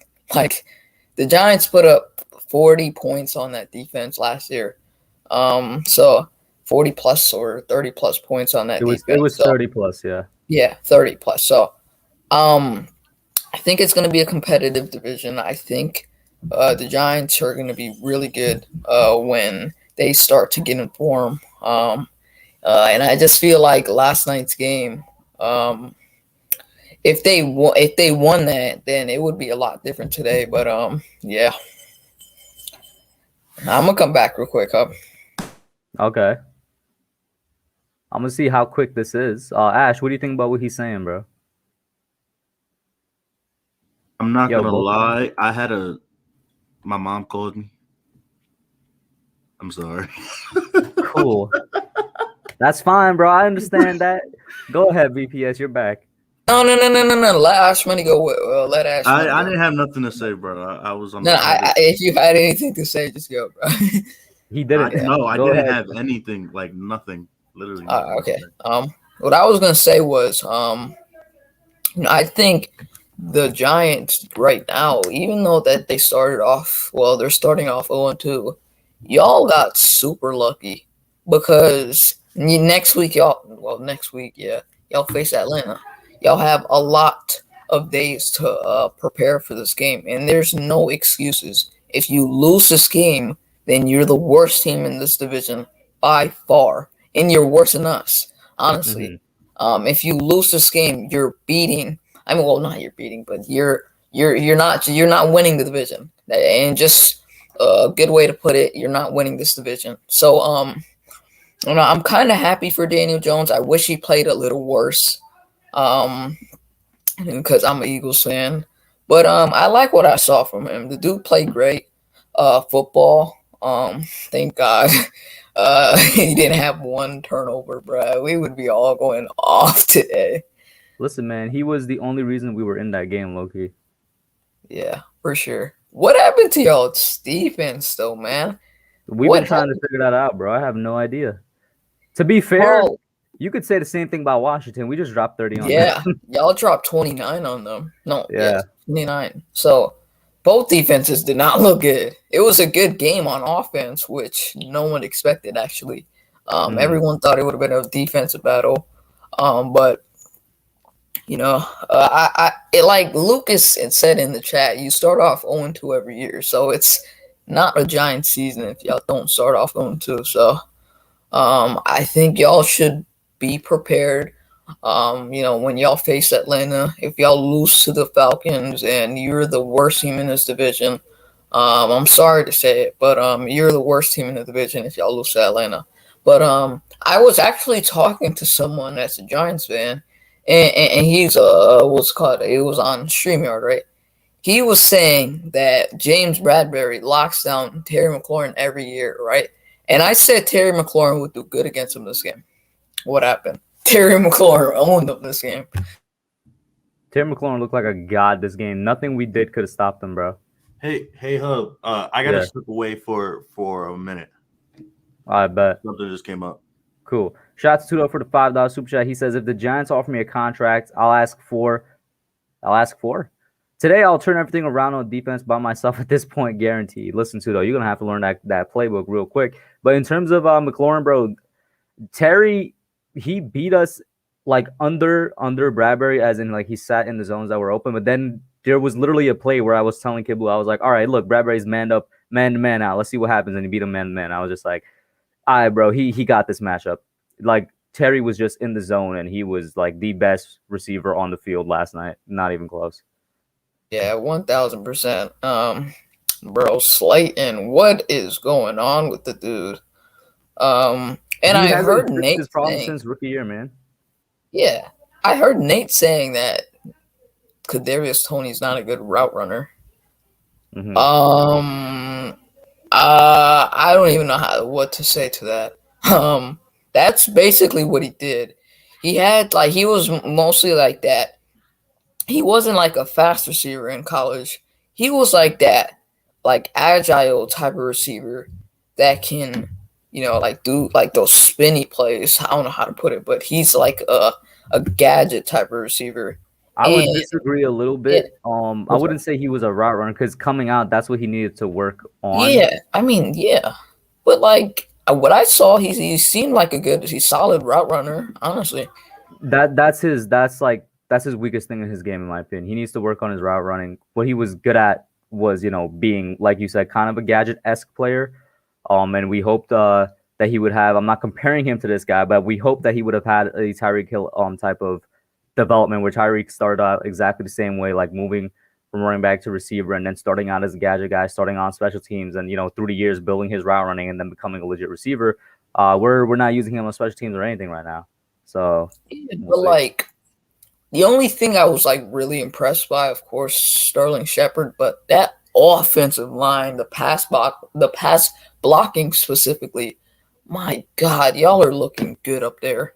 From what I saw, that pass blocking, like, it looked really confident. Like, the offensive line blocked for Daniel Jones really well against the most hyped up defensive line in the NFL. He did really good. And he was in the pocket. He was poised. It didn't even look like he was fazed by any of it. And the Washington fans have been hyping it up all off season, saying that they're the best in the NFL. They're the best in the NFL. Your defensive line literally performed bad against one of the worst offensive lines in the NFL. So, well, last year one of the worst. This is 2 weeks in a row now where they're one of the best in pass blocking. So pass blocking, well, I'm just basing it off of how y'all look on paper, but it comes down to the field. On paper is on paper, but when it comes down to it, it's on the field. Yeah. So they looked terrible against one of the, I would consider one of the not hyped up offensive lines in the NFL, I guess I would say. And they did tremendous in the pass blocking. So, yeah, man. Yeah, it is what it is, man. I mean, listen, all of this probably should have me a bit more happy and looking forward to Atlanta in the rest of the season, but it simply doesn't because, we didn't come away with the W. That's what it is. BPS, any more thoughts before I see if Bark Nasty is Mike's is fixed right now, bro? Yeah. Y'all should be able to beat Atlanta. Yeah, man. I just hope it's a competitive division. Honestly, I hate the Giants. I hate Dallas. I hate everyone in this division. But what I root for as an Eagles fan and as a football fan is for my division to be competitive. But you have a good one, Kush. Thank you, BPS, for finally wearing something green, man, and thank you for calling in, bro. Next up, Bark Nasty, you there, bro? Yeah, that's my bad. I don't know what was going on. Can you hear me? I can hear you. Yeah, what's up? Cool. No, you know what? My biggest worry right now is that I think we're going to have a terrible season, and I want Jones to stick around. He's the only guy I said I wanted to see people prove me wrong yesterday, and Jones was the only one that did that. And I backed Jones. There's been moments where I was ready to jump off the train, but it just seems so obvious that it's because of coaching and his supporting cast. I mean, we need to get this dude offensive coordinator and an offensive line. And in my opinion, when I'm looking at that schedule, I think we can expect 2 top 10 picks. And the only thing I'm worried about is I think the entire house is going to get cleaned. And unfortunately, there's no guarantee that the next regime that comes in is going to want DJ at quarterback. That would be the only thing that I'd be concerned about. And this isn't the worst case scenario you're saying, right? Yeah. I mean, well, I'm going to be honest with you. That's what I said. In my opinion, that's where we're going right now. I've had people come at me when I put stuff on Twitter. That's the reality. People get so confused with us being able to be, like Diggy was saying the other night, telling people how sports. I'm one of the most diehard Giants fans you're going to come across. I mean, obviously, I get seen on all this stuff. I'm always trying to stay relevant and out there, and it is what it is. Like, we're just not a good team. We can all sit here. I'm not a hopeless romantic. You can sit there and look at that schedule and look at the way our teams perform all you want and say, maybe we're in a bad division. We can get 7 wins and sneak in. But are we really contenders? I'm not saying I want to tank. I'm talking about the reality of what I think that our record is probably going to end up being. Do we want to have 7 wins, maybe compete in a really bad division, either not make the playoffs or get bounced in the first round and pick at, 19 or in the teens again? Or would it be better just honest answer, would it be better for us to win 3 games and end up with, say, the 2nd overall pick and, the 8th from the Bears? We got to be honest. Who are you picking with the second, man? Huh? Who are you picking with the second? Like, usually the only reason you'd want such a high pick is to take a quarterback, but we have a quarterback. At the end of the day, I want the best available right tackle and best available pass rusher. Plain and simple. That's what I want. I don't think we need a corner. To be honest, I think all of our issues are scheme. In my opinion, our issues have been talent evaluation and coaching. It's rotten from the top down. It's our coaching staff. I'm now realizing, and I'll admit, I got a little overhyped last year. I think we played a lot of bad teams in the games we won, and I think we all significantly overhyped our defense and our coaching staff. And you're starting to see it across the Giants fans landscape. The lovey-dovey period with this coaching staff and with Joe Judge is over. I'm worried about what might happen because I can realistically see 1-9. Is that what I'm sitting here hoping for? God, no. I have to sit here and sweat and watch these games every Sunday, every week. But I just don't. You got John. Well, I want to give them 6 weeks. I mean, we've been watching this for 10 years. I've been watching this coaching staff for 2 years. I think a little bit of last year was a smokescreen. We overvalued the defense. Gettleman lied to us. He's never addressed the O-line. It was pathetic that we were bringing in these patchwork pieces that showed how much trust they had in the O-line. We should have drafted Slater. I mean, we can go on and on and on. If you wanted a fair chance to evaluate Jones, why wouldn't you take an offensive lineman versus dropping back to 20 and then taking a receiver that we're not even using? I mean, it's really confusing because, Gettleman couldn't have made that decision to save his job because he's not going to be here next year. So, I mean, now I'm confused. Hopefully he's set up the next GM, with the opportunity to make 2 top 10 draft picks. But the reality is I'm devastated. And at this point, I'm a bitter fan because I've seen winning and now I've seen garbage for 10 years. And I'm over it's 0-2, or the first 2 games were must win for me. I'm sorry. That's 2 of the easiest games on our schedule. I said it last time I was on your stream. I think people are going to be like, oh, well, what if we beat New Orleans? Yeah, but you know what? The NFL schedule levels out. We'll end up losing to someone we should have beat. We all know how it works. We might go to New Orleans and beat New Orleans, but then lose to Carolina. I mean, that's just – does anybody really think we're going to go on a run right now and win 10 games? Honestly, do you? I mean, honestly. I'm in no position to think that right now. Exactly. Just quickly, let me just get these super chats. Yeah. Shout out to Tudo for the $5 super chat. He says 6'4", 245, 9% body fat, 5th-year All-Pro, 2-time World Club champion, 2 times MVP runner-up, Lawrence Taylor of the current era is what Tudo says he is. And then another one, he says, I consider myself the best defender in the rugby world. Not only stop any offense, but I will destroy them in a dramatic fashion. Tudo, get into the international pipeline, bro. That's all I'm going to say. Replace Sandro Platzcummer. But go ahead. Shout out to Authentic in the chat and Tana as well. Yeah, go ahead, though. Continue there, Bark. I don't think you were finished. No. Yeah, I mean, that's what I was asking you. Do you honestly see us making a run? I mean, I just don't. How can any of us actually expect that? It's one thing to be positive, right? In my opinion, and I wouldn't ever tell anybody how to support their team because that's what I'm advocating right now for myself. But I also think it's another thing to just be stupidly blinded or, just, I don't know.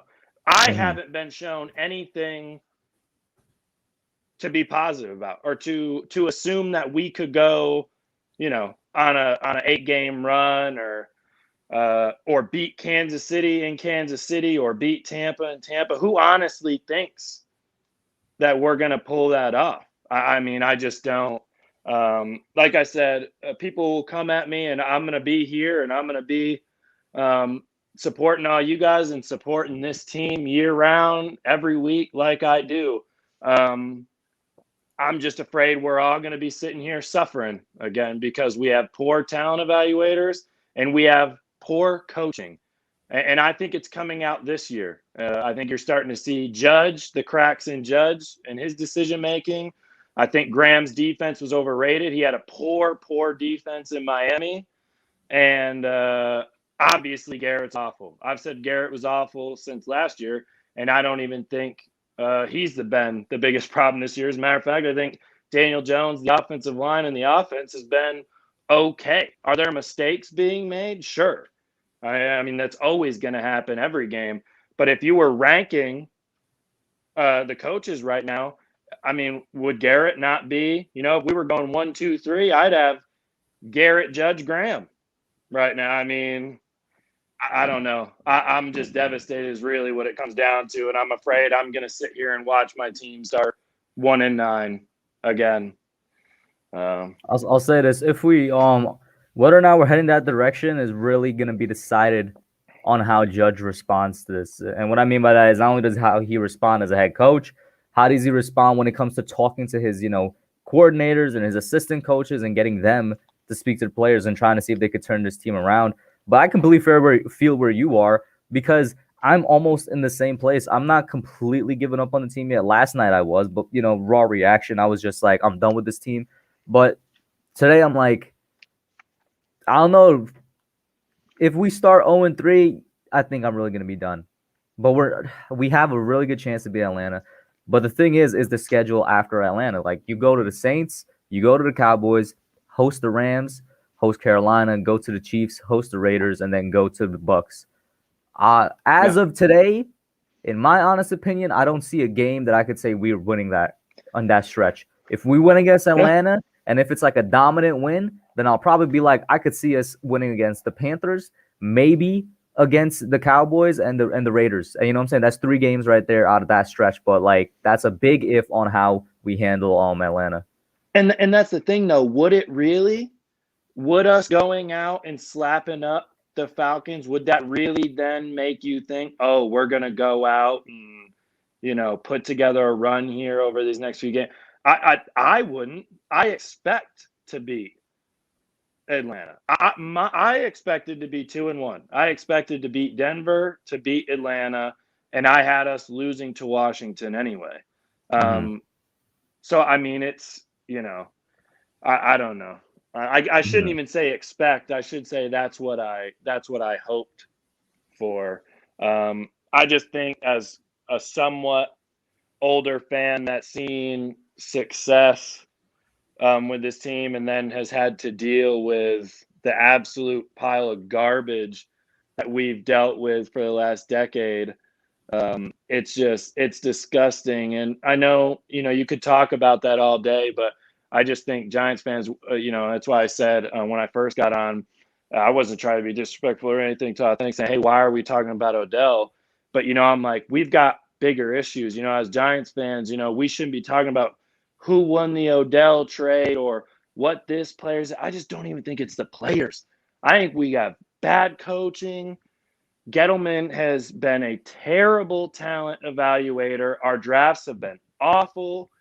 I'm praying he hit on Thomas. I feel pretty positive about that. But he absolutely lied and fooled all of us with the O-line talk.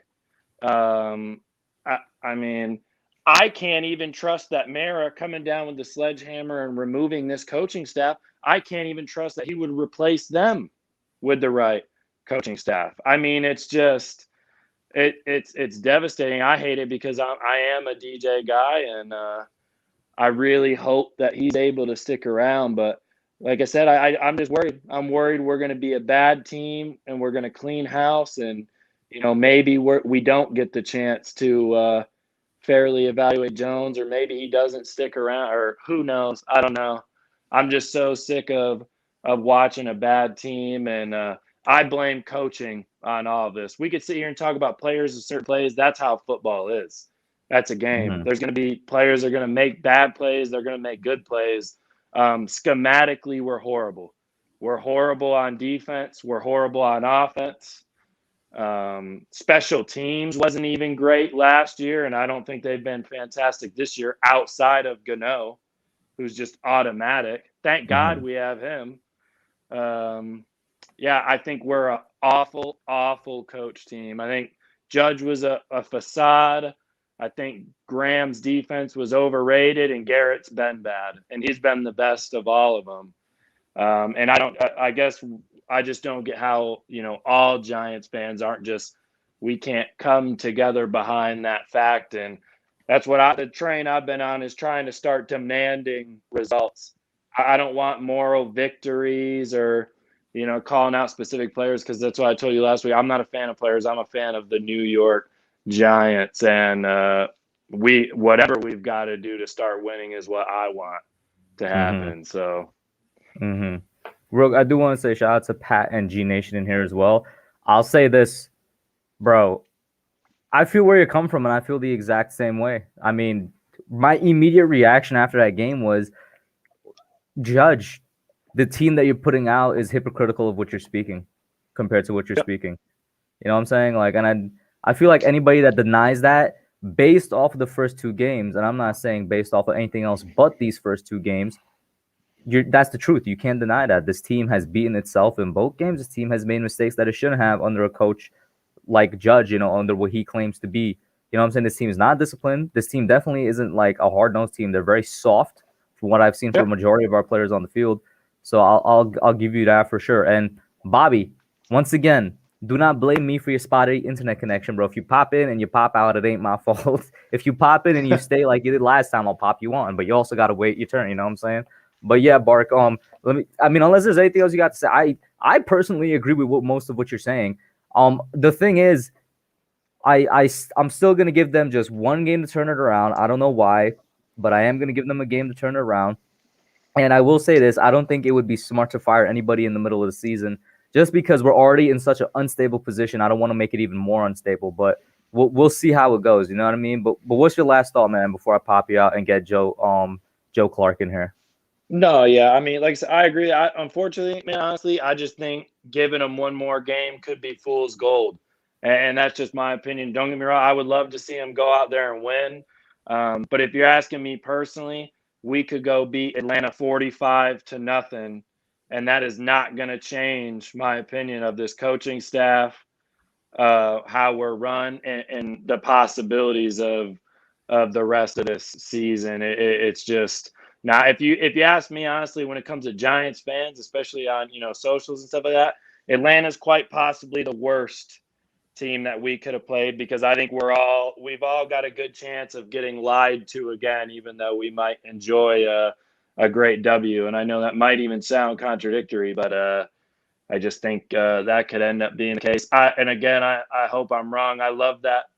DJ kind of proved me wrong yesterday, even though I've been behind him the whole time, and hopefully they keep doing that. But I'm worried that we all just need to keep our seatbelts buckled, because it's going to be a long one.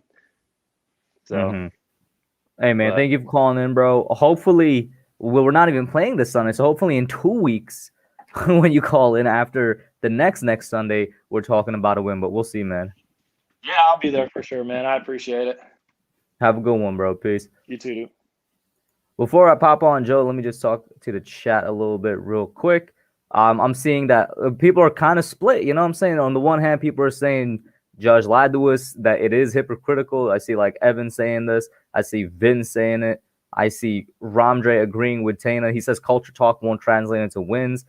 J-Dub also saying it. And then I also see people saying, give it time and we'll see how it goes. Big Pat in here as well, Michael B. With that being said, Joseph Clark, what's up, man? How you doing? Welcome on, bro. What's up, Kush? How's it going, my friend? Long time no speak. I'm a little sad.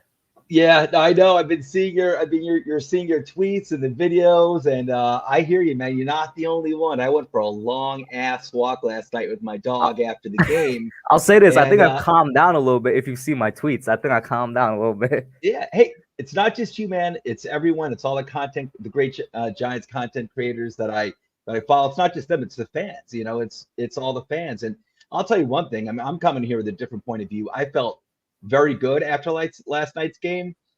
It stinks because we should have won. We didn't win.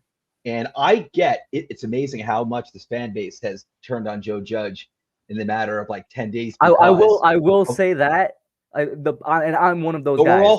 I am one of those guys, but that it is, yeah. We're sick of 10 years. It's not a year of Joe Judge. And I think we all know that. It's like 10 years of losing accumulated, and we're sick of it. Can we at least get off to like a 2-0 start and then maybe collapse? Can we get up to a 1-1 start and then maybe collapse? You know, and I don't think we're going to collapse this year. But I mean, like last week, I had Joel on last night. I've started it. Well, not started. I joined my cousin's YouTube channel a few months ago, back in the spring after the draft. They're mostly fantasy based, and so I've been working on content over there. And so I was, you know, I went on last night and I did my own Giants. Did you say what was the name of it? Like, it's called Toilets. It's called Toilets to Titles. Okay, it's basically it's fantasy based, fantasy football based, and it's and I'll put the name in the chat if everyone could go over, subscribe. It would help out a lot. But I've been around for like a year and a half, and it's mostly fantasy football advice. They're really good, like 12 of us, really good at what we do. I really stick with NFL content. That's my thing. But anyway, so I went on there. Wait, Joe, I'm sorry. My bad. I got to interrupt you 1 second because Bobby, this is the last time I'm gonna say this. If you call in, it's not my fault if you have McDonald's Wi-Fi and like you get kicked out of the StreamYard. I will never kick anybody out of my StreamYard. Everybody on here could tell you that. All right. So if you call in and if for some reason you lose connection, it's not on me. It's the last time I'm saying that, bro. For God's sake. I like you, Bobby. You're a good Eagles fan. I actually like talking to you when you're on here, but this ain't on me, bro. Go ahead, Joe. I just had to address that.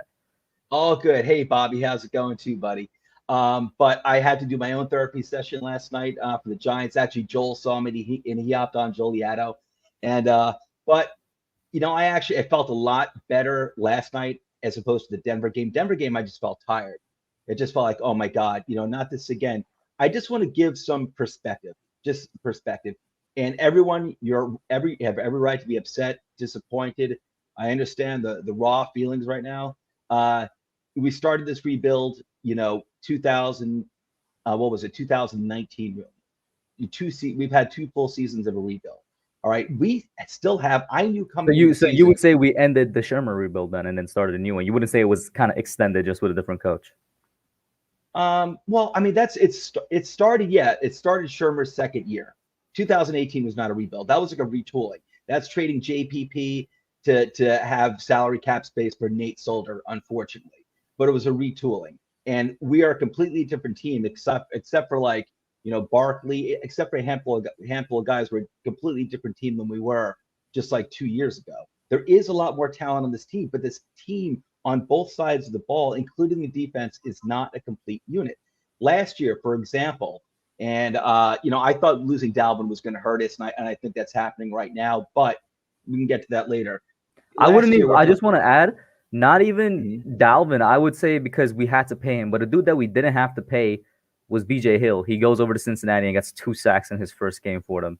And I think that was a guy that would have been on the D-line with us right now. We did get Price in return, and obviously Price played last night, but if we're talking about the D-line, I would say the bigger loss would be him. Yeah, I don't know. Dalvin has shown a lot since he's been here, and he was a leader too. And you know what? The way I see it, when you have a 3-man front, listen, we're a base 3-4 defense. You can call it an amoeba defense all you want. All the amoeba stuff happens on the back end. It's a base 3-4 defense. When you've got a really good 3-man line like we had last year, those guys played well. They fed well off of each other. Dalvin was pushing the interior of the pocket. You got to put the financial resources, in my opinion, to keep those guys together. They're all young. It would have been great to see them for like the next 6-7 years. But anyway, even last year, when we were doing a decent job of getting to the quarterback with those 3 guys pushing the pocket, and you know, Leonard Williams getting 11.5 sacks, and you know, having some, you know, stunt blitzes or safety blitzes, a lot of those sacks still were kind of like what I guess you would refer to as coverage sacks. We weren't blowing up the line. We weren't, you know, getting to the quarterback within a second and a half. So I think there was room for error there when you don't seriously upgrade on the other side of Leonard. We have Azeez Ojulari, but everyone, this isn't Chase Young pick number 2. in the first round. This is Azeez Ojulari, who just turned 21 years old, who was picked in the middle of the second round. He's got a lot of growth and development to do, which, by the way, he's on the pace for 17 sacks this year. But, but he's going to need some time. We don't have that other pass rushing stud outside of Leo. We still have holes in the defense. We have a lot more talent than we did, and I think that's inarguable. I'm disappointed too. I expected the defense to at least be what it was last year, coming into the first two games. That's obviously not the case. But Graham also showed that last year that he can change, if he can adapt. He can adapt to what he's got and what he's working with. So it's 2 games in. It sucks. And I think week 1 against Denver, that was the one that really just made me just emotionally exhausted. I had to take a nap after that game. That game was, listen, the defense stunk. We saw nothing from the offense at all. And that's what was scary. The defense, even last year, the defense had some bad games like against the Cardinals. Right now for this season, I'm focused on the offense because I want to see, we haven't had a consistent offense in years. We've got our young quarterback where this is kind of like a make or break it year for the most part. Just thank you for tuning in, Tanner. Have a good one, man. Take care, Chris. And for me, I want to see the offense has got to pull its weight this year, and that we've got the weapons. We've got the weapons. The offensive line is still a big question mark, but I thought the pass protection actually the first game was okay if I recall correctly. Yesterday, it obviously played up very well. 4 sacks, but overall, it did play. It gave Daniel Jones a lot of time. They recovered from missing the Gates, I think. Yeah, it was. I think if I recall correctly, they even left 3 sacks in the first half and 1 in the second. But it gave him a chance. It gave him a lot of time, and he showed what he can do. I'm glad you said that because even week 1 with the 2 sacks, the one thing that was consistent week to week is that when they held up the protection, which was most of the time, there was 4 sacks. Like a good amount of it was, I feel like the sacks that he got both weeks, I feel like he could escape, if that makes sense. Yeah. Right? No, I feel like he could have ran out of them. I hear you. But I will say this, they give them a lot of time in both weeks in the pocket. They're giving him a good amount of time in the pocket. They did. And in the first week, Kush, remember, this is what my fear was coming in. I thought we could beat Denver. I thought it would be a good close game, like winning like 21-20, something like that. I thought we'd win, but it would be a close win. Or if we lost, it would be a close loss. That loss sucked. But let's step back for a second. Remember, going into that game, and it sounds like excuses, but it's just friggin' reality. Saquon didn't have preseason, hadn't played in a year. Kenny Golladay, who I'm very much looking forward to seeing, and he didn't have a great second game because he had a bunch of drops. And but you know what? He got a lot more targets, and he was a lot more involved in the game. He didn't have a preseason either. Everyone's talking about Tony. This is a guy who had 1 productive year, and I'm not minimizing what he did because he had great production last year. His third year. That's when you want to see it. But he is a raw talent, and he didn't have preseason either. Neither did Kyle Rudolph. These guys are healthy right now. Golladay is getting work into the offense. He is getting more targets, and I think it's just going to get better as long as they can give the protection, and as long as these guys stay healthy. I think the offense is going to get better and better. And I think Daniel Jones is going to see, like he showed last night, he can be a damn dangerous quarterback who can really hurt a defense in many different ways. And so that I felt really, really good about that because we haven't seen that in a long time. Now it needs to be consistent. So we'll see what happens with that. Losing Gates was hard. Hopefully we can recover from that and just keep moving forward because we can't afford to take any steps back. But I think I understand where everyone's frustration is coming from, but we have not been a complete team. I think every year coming in, I feel like expectations tend to be a little on the too high side. And it's the beginning of the season. I would have liked to start off 2-0. I think we're capable of doing that. Definitely 1-1. Let's face it. Did we not really win that game last night? We did, yeah. Did we? We did. We won that game. Whether it was the BS call on the offsides on Dex, whether it was the holding call that never should have happened by CJ Board. Just let Daniel run. Just let him go. Let it go, Board. But I think he actually did hold a little bit. The drop from Slayton, all these things, they added up. And, I think, listen, most people were picking Washington because they've got like a stud defense. and they've got weapons. Diami Brown looked great. Not just Scary Terry. Gibson looked good as well. Their tight end looked good as well. But our offense responded in a big way. And so that gave me a lot of confidence. And we just need to keep it up. I'd be shocked if we lost to Atlanta. And I'd be really shocked by that. So, yeah, listen, guys, and when you're looking ahead at the schedule, when you've been 0-10, meaning for like the past 10 seasons, every game you're looking at can look scary. All right. We're not at the point where we can laugh any opponent off. So, but I think I'm giving Graham and the defense a chance to turn things around. I think they've got the talent to do it, to at least be a decent defense. And I just need to see the O continue the way they played yesterday. But like I said, if these guys stay healthy, I think they can do it. And for me this year, this is about the offense. The offense needs to finally contribute. They need to finally do something for the first time in years. And that's what I really need to see. Shout out to Tudo for the $5 super chat. He says, I'll be sent on your live forever. I'm not against Coach Judge, but there's been screw ups one after the other over and over. And then he also says, Fat Getty's given everything to Judge to make it work, but he hasn't been able to utilize them to win games. That's why. Forget about it. Now I hear where you're coming from. Oh, he has another one. Shout out to Tudo again for the $5 super chat. He says Tomlinson was the team captain and admiral of the Giants defensive ship. Since he's been gone, the whole D's been non-existent. Now I will say this. I do think Dalvin's loss does affect the defense, but I wouldn't say his loss is the sole reason the entire defense is sucking. You know what I'm saying? I wouldn't say that. No. I wouldn't say. I agree with you, Coach. I wouldn't say it's the sole reason. It was definitely disappointment there, and I don't really know what the reason is. I guess it's like the soft zone that they were playing. I assume. But listen, I'm assuming, like I said, last year Graham did make adjustments. The defense didn't look good last year when they first started, made adjustments, and they got better and better and better as the season went along with hiccups like against the Cardinals, Mm-hmm. But I'm going to count on him to make adjustments. They've got 10 days to work on it. And but like I said, my main focus is I want to see the O continue to progress. And I gotta ask you, why do you think we're gonna beat the Falcons?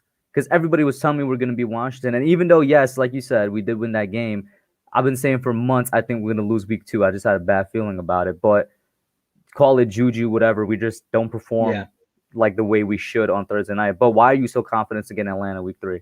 I think Atlanta is a team that we're definitely head and shoulders better than. Absolutely. Talent wise, I have no doubt about that. If we lose but we know Atlanta, it's not the talent. We know it's not the problem. talent. That's not the problem, though. We know currently it's not the talent. That's the problem for the Giants. I think that has been part of the problem. I mean, you can't look at for a long time now, you can't look at the offensive line and say that hasn't, lack of talent hasn't been an issue. Whether it's the mediocre free agents that you bring in that cost so much money, or draft picks listen, we drafted 3 guys last year, and they made the decision to go with these young guys, including Hernandez as well. And I don't blame them, because really, you don't have some stud. It's rare that a stud offensive player comes out that's worth the money. Usually the guys who are coming out who play on the O-line as free agents are people like Nate Solder, who you're going to overpay for. So I'd rather have the young guy that I can, groom and not cost nearly as much. And that's the decision they made. And I get it. I'll say this though, Coach. I remember, you definitely wanted an offensive lineman in the draft. And I had changed my mind. I was in agreement with that, I guess, for most of the draft. I think leading up until the final month, and I was like, screw that. I want someone else. I'm like a receiver. I want a maybe a defensive player, that maybe Micah Parsons or whatever.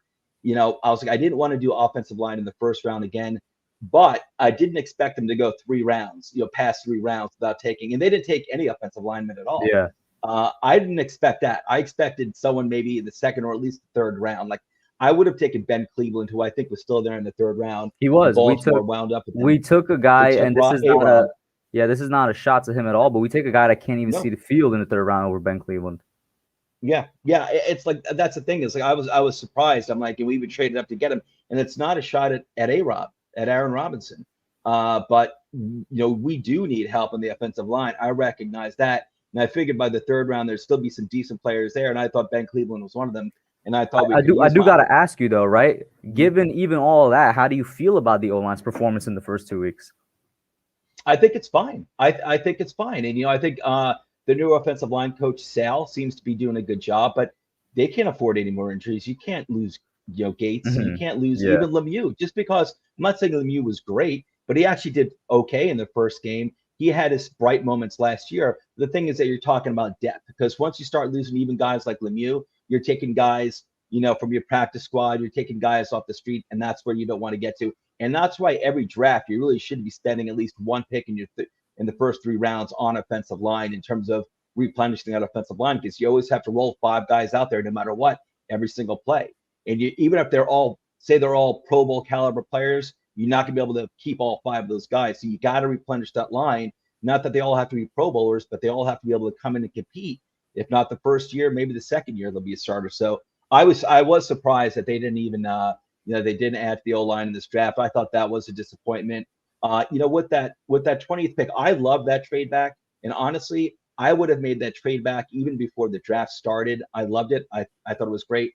But by the time he got to 20, I don't think there were any obvious picks. Tony was a shock to me. I figured if you're going wide receiver, you're going to go Bateman or Elijah Moore. Tony was a shock to me, but by the time we got to 20, I don't think there were any obvious guys. I guess maybe you could have went for the offensive lineman that I forgot what his name is that the Vikings took, I think, at 22. Could have maybe went Tevin Jenkins, who the Bears took at the top of the second round. He actually is out for the season now with an injury.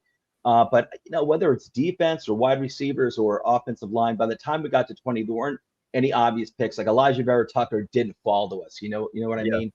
But I did like that they accumulated the draft capital for next year.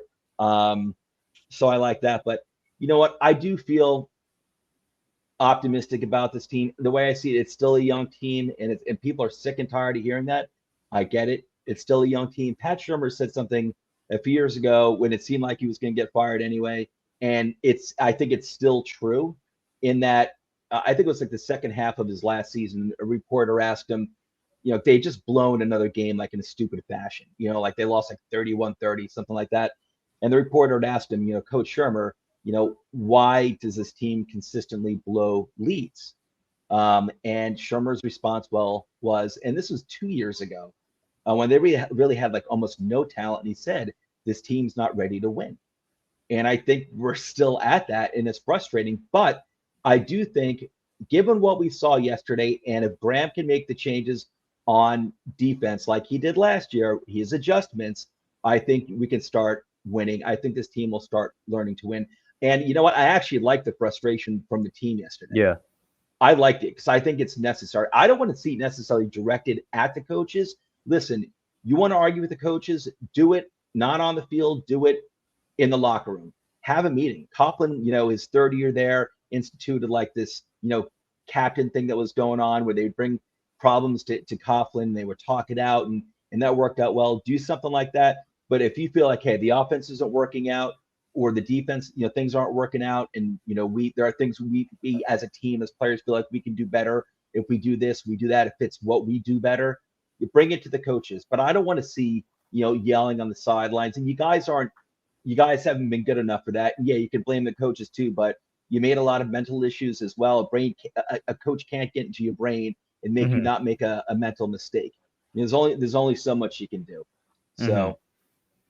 No, I hear where you're coming from, and somebody compared it to Odell earlier, and not a lot of people liked when Odell was showing frustration, but yeah, for me, both of those, what Gale was doing, it just shows me that he feels he can make a better impact and he wants to win. You know what I'm saying? It just shows that, hey, there's something I believe we could be doing better in order to seal us this game, but we're not doing it. And I agree with you. Obviously, you want that, and not necessarily in the public eye, but it could be taken as both a good thing and a bad thing, I guess is what I'm trying to say. I agree. I didn't hate it, Kush. I didn't hate it. I just don't want to see blow up like on the field.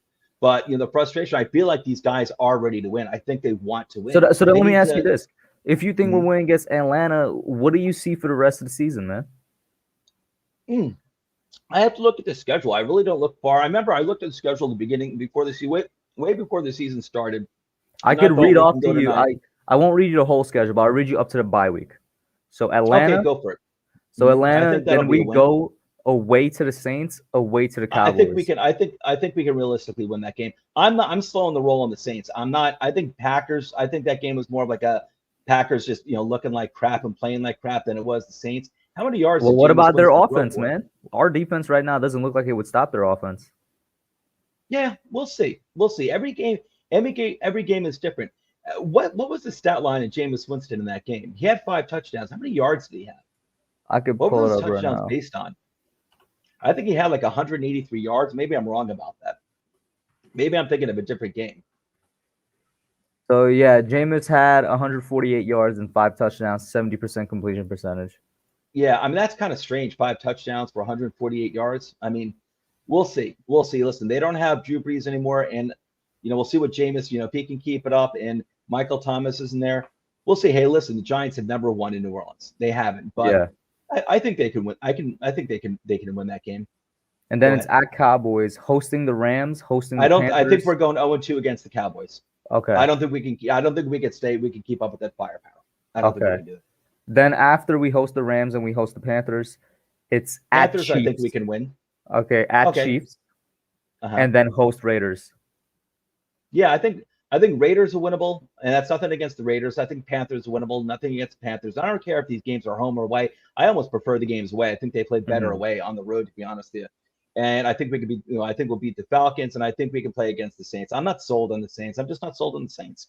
But I will say that going into the season, when I was doing my 9-8 prediction, I did have Denver and Washington in there as wins. So, as of right now, I'd say we're looking at probably 7-10. But listen, like I said, if Graham can turn things, if he can turn things around, which I think he can, the defense is healthy. He made adjustments last year and they worked. And if the offense can stay healthy, I think they can turn things around. Listen, if they had won yesterday, I think things are looking, very differently. I think you yourself might be looking at the schedule differently too. But that's a tough schedule. There's a tough schedule. Every year it's a tough schedule. When the hell have we not had a tough schedule? We've stunk for 10 years. Every schedule is a tough schedule, So, last year there were games that we were in that really you would have thought going into the season that we had no business being in. Tampa Bay being a perfect example. Who thought we were going to beat Seattle? We beat the crap out of Seattle, to be honest with you. Played much better than they did. So, you know what? Clean things up on our end. I think we're going to be a lot better. And I don't think it's a big stretch. I'm not saying, hey, get 60 sacks and everything's going to be okay. Clean up what we need to on the defense. We are healthy over there. That's a good thing. Graham, make your adjustments like you did last year. I don't know what it is. I'm not an X's and O's guy. Make the adjustments that you made last year. And offense, stay healthy. O-line, give Daniels protection. Let's see what we got with Daniel Jones. If those weapons stay healthy, I think you started seeing what we can do with Golladay coming in last week being worked in more and more, getting more targets. And Saquon, listen, you're going to have to give this guy a little more time. I think he got better last week compared to the week before that. But, when he's actually going to look like Saquon from rookie year, I don't know. It was a serious injury. And a lot of times these guys take a full season of playing before they start looking like normal, like they used to. Sometimes it's not till the second season. So I don't necessarily know what to expect with that. But just yesterday, even without a really good running game outside of Daniel Jones, the offense was putting up points, man. And that was this wasn't against the Falcons defense. This is against a legitimate defense. They did it last week. So that was very encouraging. On that note, thank you for calling in, Joseph. I'm going to have to run through these last couple of callers here. It was nice speaking to you again. Guys, definitely check out Take care, everyone. Toilets Thanks and so much, Titles. Coach, for having me. No problem, man. Have a good one. Check out Toilets and Titles, guys, over there. Joseph is on that show. Have a good one, bro. Next up, we got Rick, then Miz, then Braden.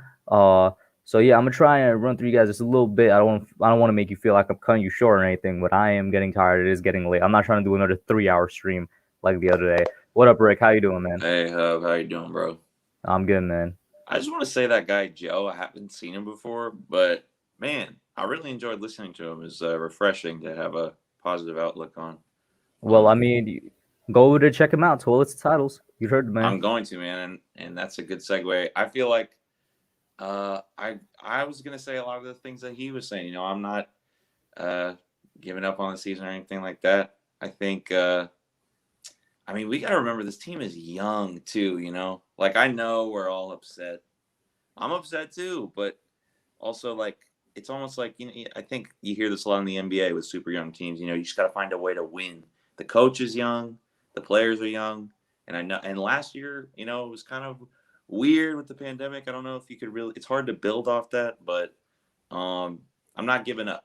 And I think I like that I saw much improvement with the offense from week 1 to week 2, and I expect the same thing with the defense in week 3. And I think it's a good opportunity for us, to not have to play crazy, weird offenses.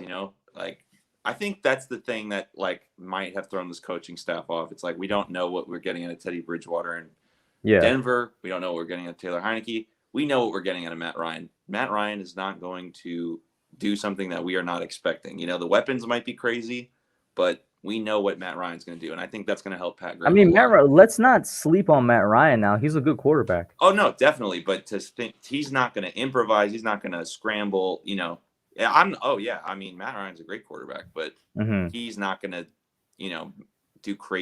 make crazy runs and plays like Taylor Heineke or Teddy Bridgewater. You know what I mean? So I think that is somewhat beneficial, knowing that. So, yeah, I'm oh, man, it was just tough. It hurt. It just hurt last night, and the media. I think the worst, man, I don't know about you, but I went to sleep and I woke up and I was like, yeah, the Giants lost. I remember, like I forgot about it in my sleep. I woke up and it felt like a hangover, even though obviously it was just a game. It just hurts, man. It hurts. And to go back to that 3-play drive, I don't think we should have been in that position anyway, but I can't understand why we would have gone for 7. I just think that would have totally taken us out of the game. Maybe like a better play to like get the ball in the end zone, but not like, I think we had to try to run the ball. I just think that we had to try. So I'm not terribly mad at Jason Garrett for that. And I think the media blowing out of proportion is kind of whack, but there were definitely plays that, the refs took us out of that game for real, for real. So I know that many people have said that on the stream, but yeah, I think we just got to hang in there. We got a great fan base here, and I mean, you're doing a great job with the content.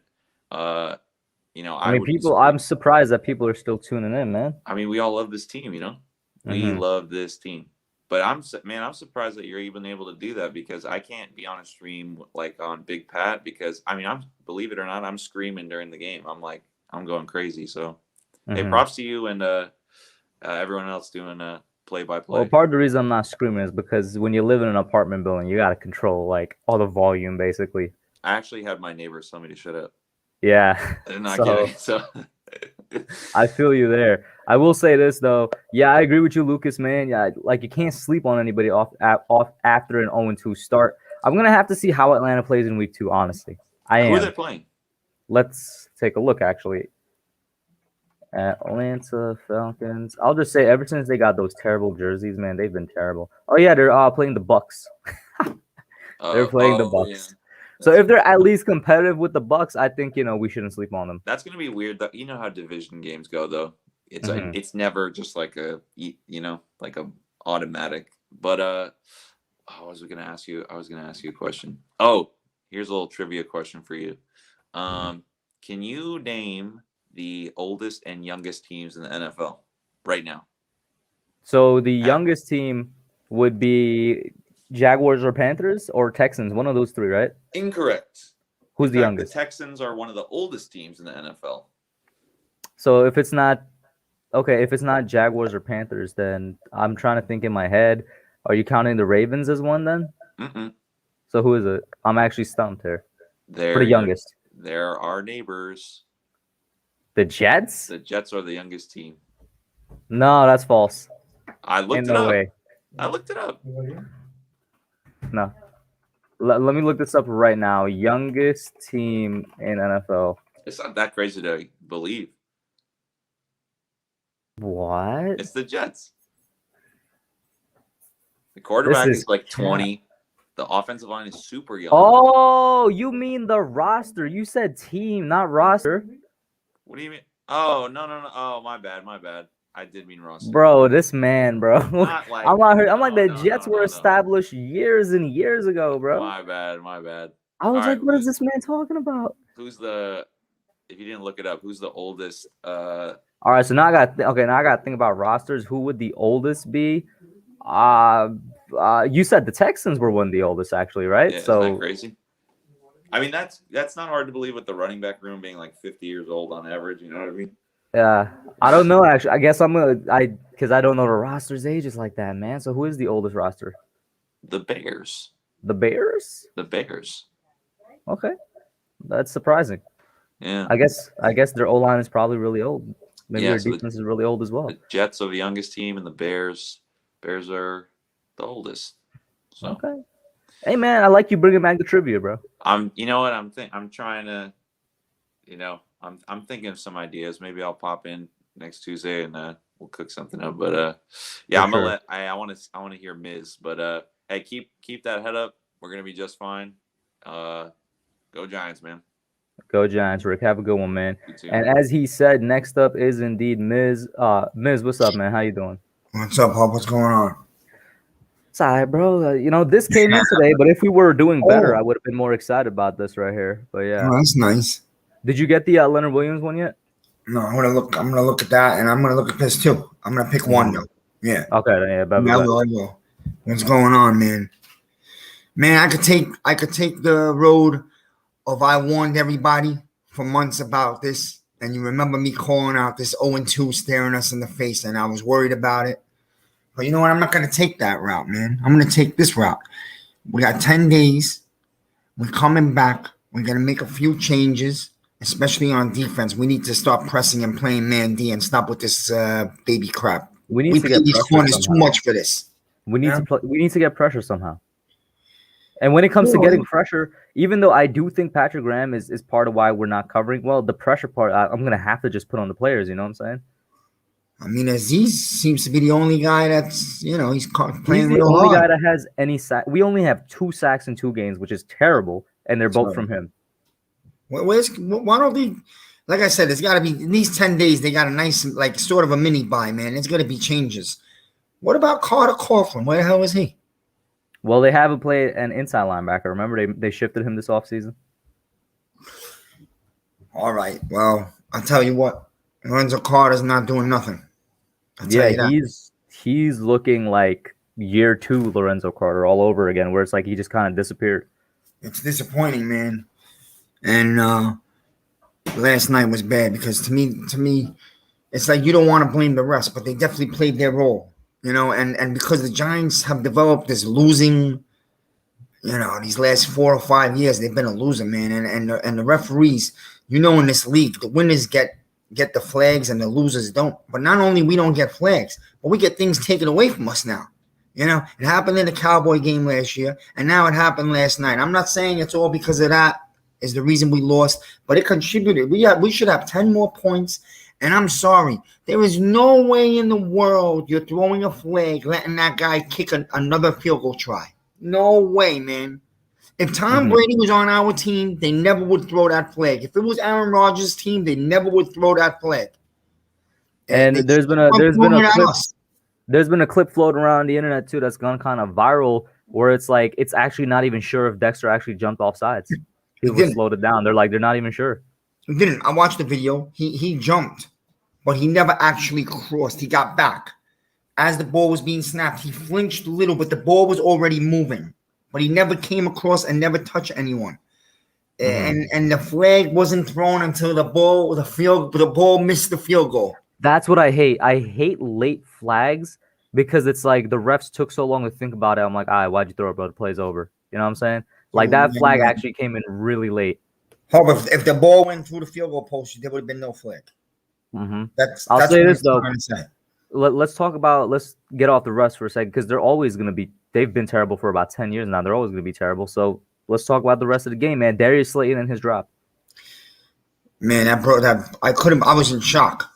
I smacked my head so I couldn't believe see how open he was? You see how open he was? Dude, that's the game. And man, anybody, first of all, I take a positive out of last night. Daniel Jones showed me a lot. we don't need to start looking for a quarterback. We just got to keep on developing Jones, and that means keep on building this O-line because it's not a complete line, and now we have the injuries. So, but the O-line played really well. I got to say, man, we held the two. If we keep continuing at least in pass protection, I am impressed with how we're doing in pass protection. Yeah, listen, you got to take some positive. Listen, I'm telling you, I don't give up on the season. Everybody thinks the season's over. You got a guy talking about the top 3 picks in the draft. Wait. Real quick. It's week 2. You know what I mean? Real quick. This is false. It was not an overthrow. They showed the replay and it hit Darius Slayton in the palm of his hands. There's even pictures out there where the ball hits him in the palm. The ball literally bounced off the palm of his hands. It was not an overthrow. He misjudged it. Instead of putting his arms all the way out, he put him out a little bit, thinking that it was falling right in. Just kind of like Evan Ingram, he kind of alligator armed it a little bit.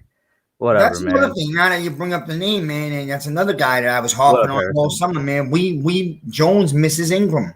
You really do, man. We miss Ingram. I'm telling you guys, a lot of people do on him because he dropped balls last year.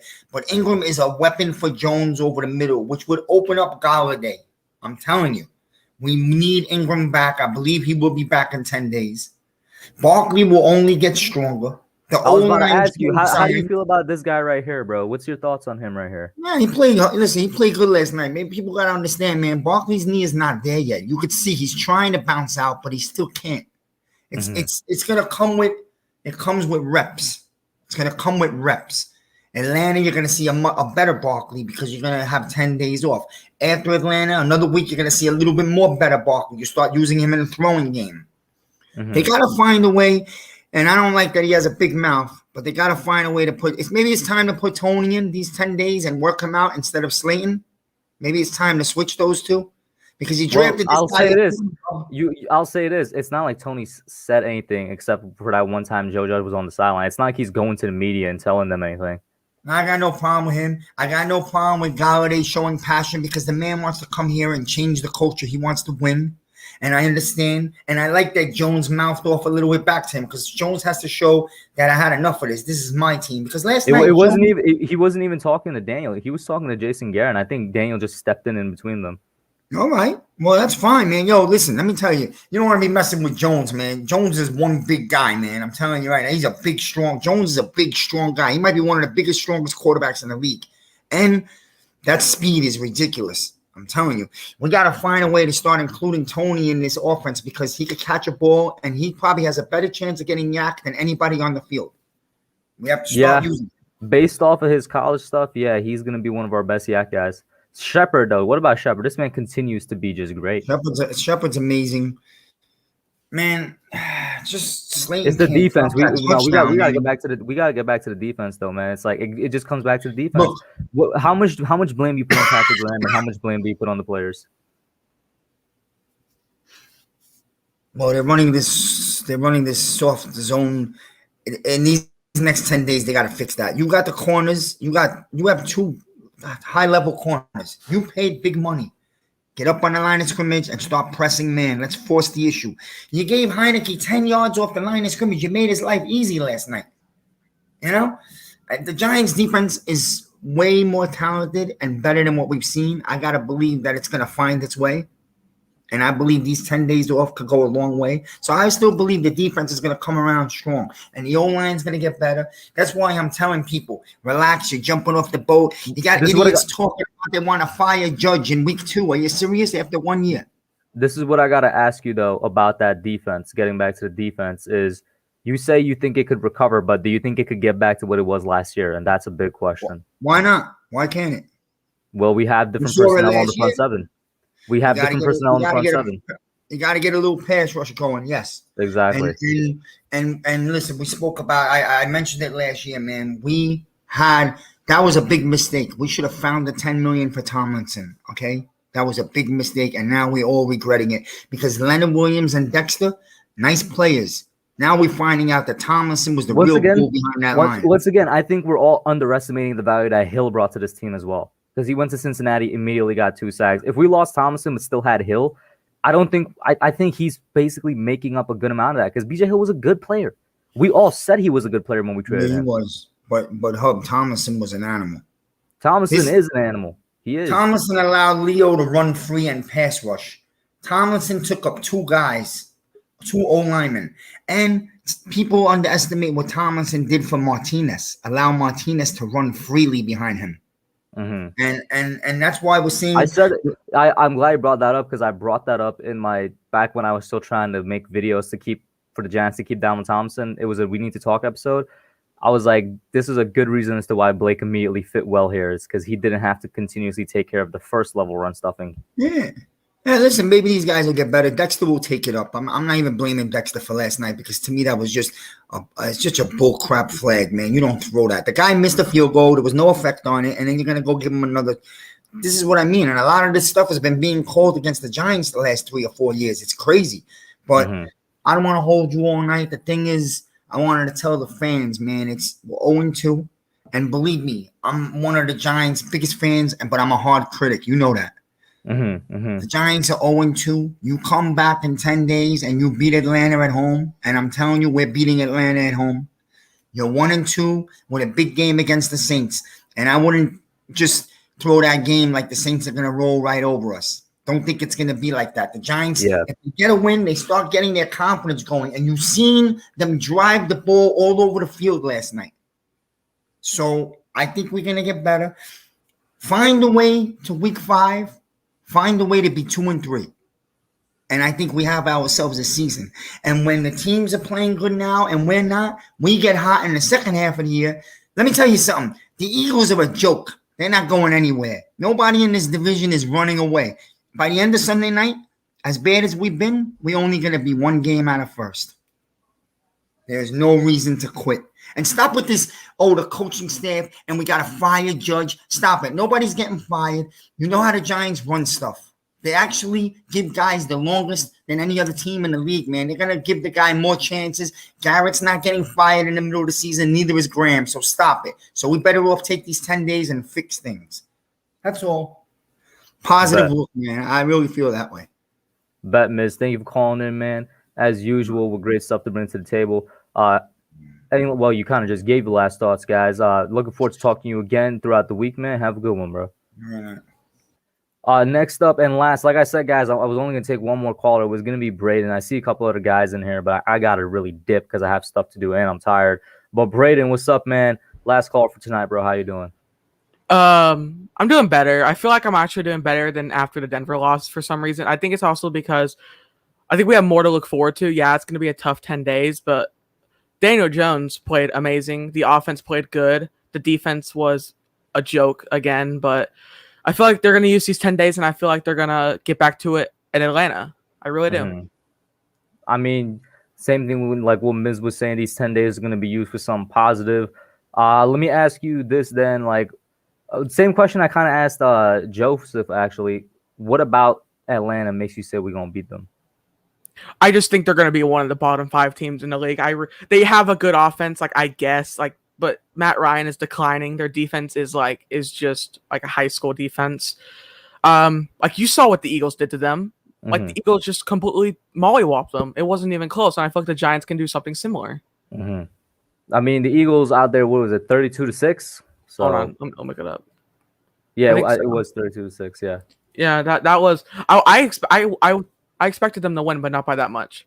But yeah, I mean, well, our defense is gonna need to hold them down as well, you know. And I guess that's the biggest question for everybody. So you're saying in those 10 days, that defense is gonna take a step forward, back to what they were. I don't know about back to where they were, but I'd say because we did overachieve, which is good. Patrick Graham did great last year. I feel like we'll take a step up, and I feel like the next week we'll take another step up. But this is not the start you want to get off to. You don't want to be 0-2. The past 5 years we've been 0-2. You're digging yourself a hole that's hard to dig out of. I feel like we still can win 9-10 games this year. It's going to be hard because now you have to steal a game between Dallas and the Saints, which is going to be hard.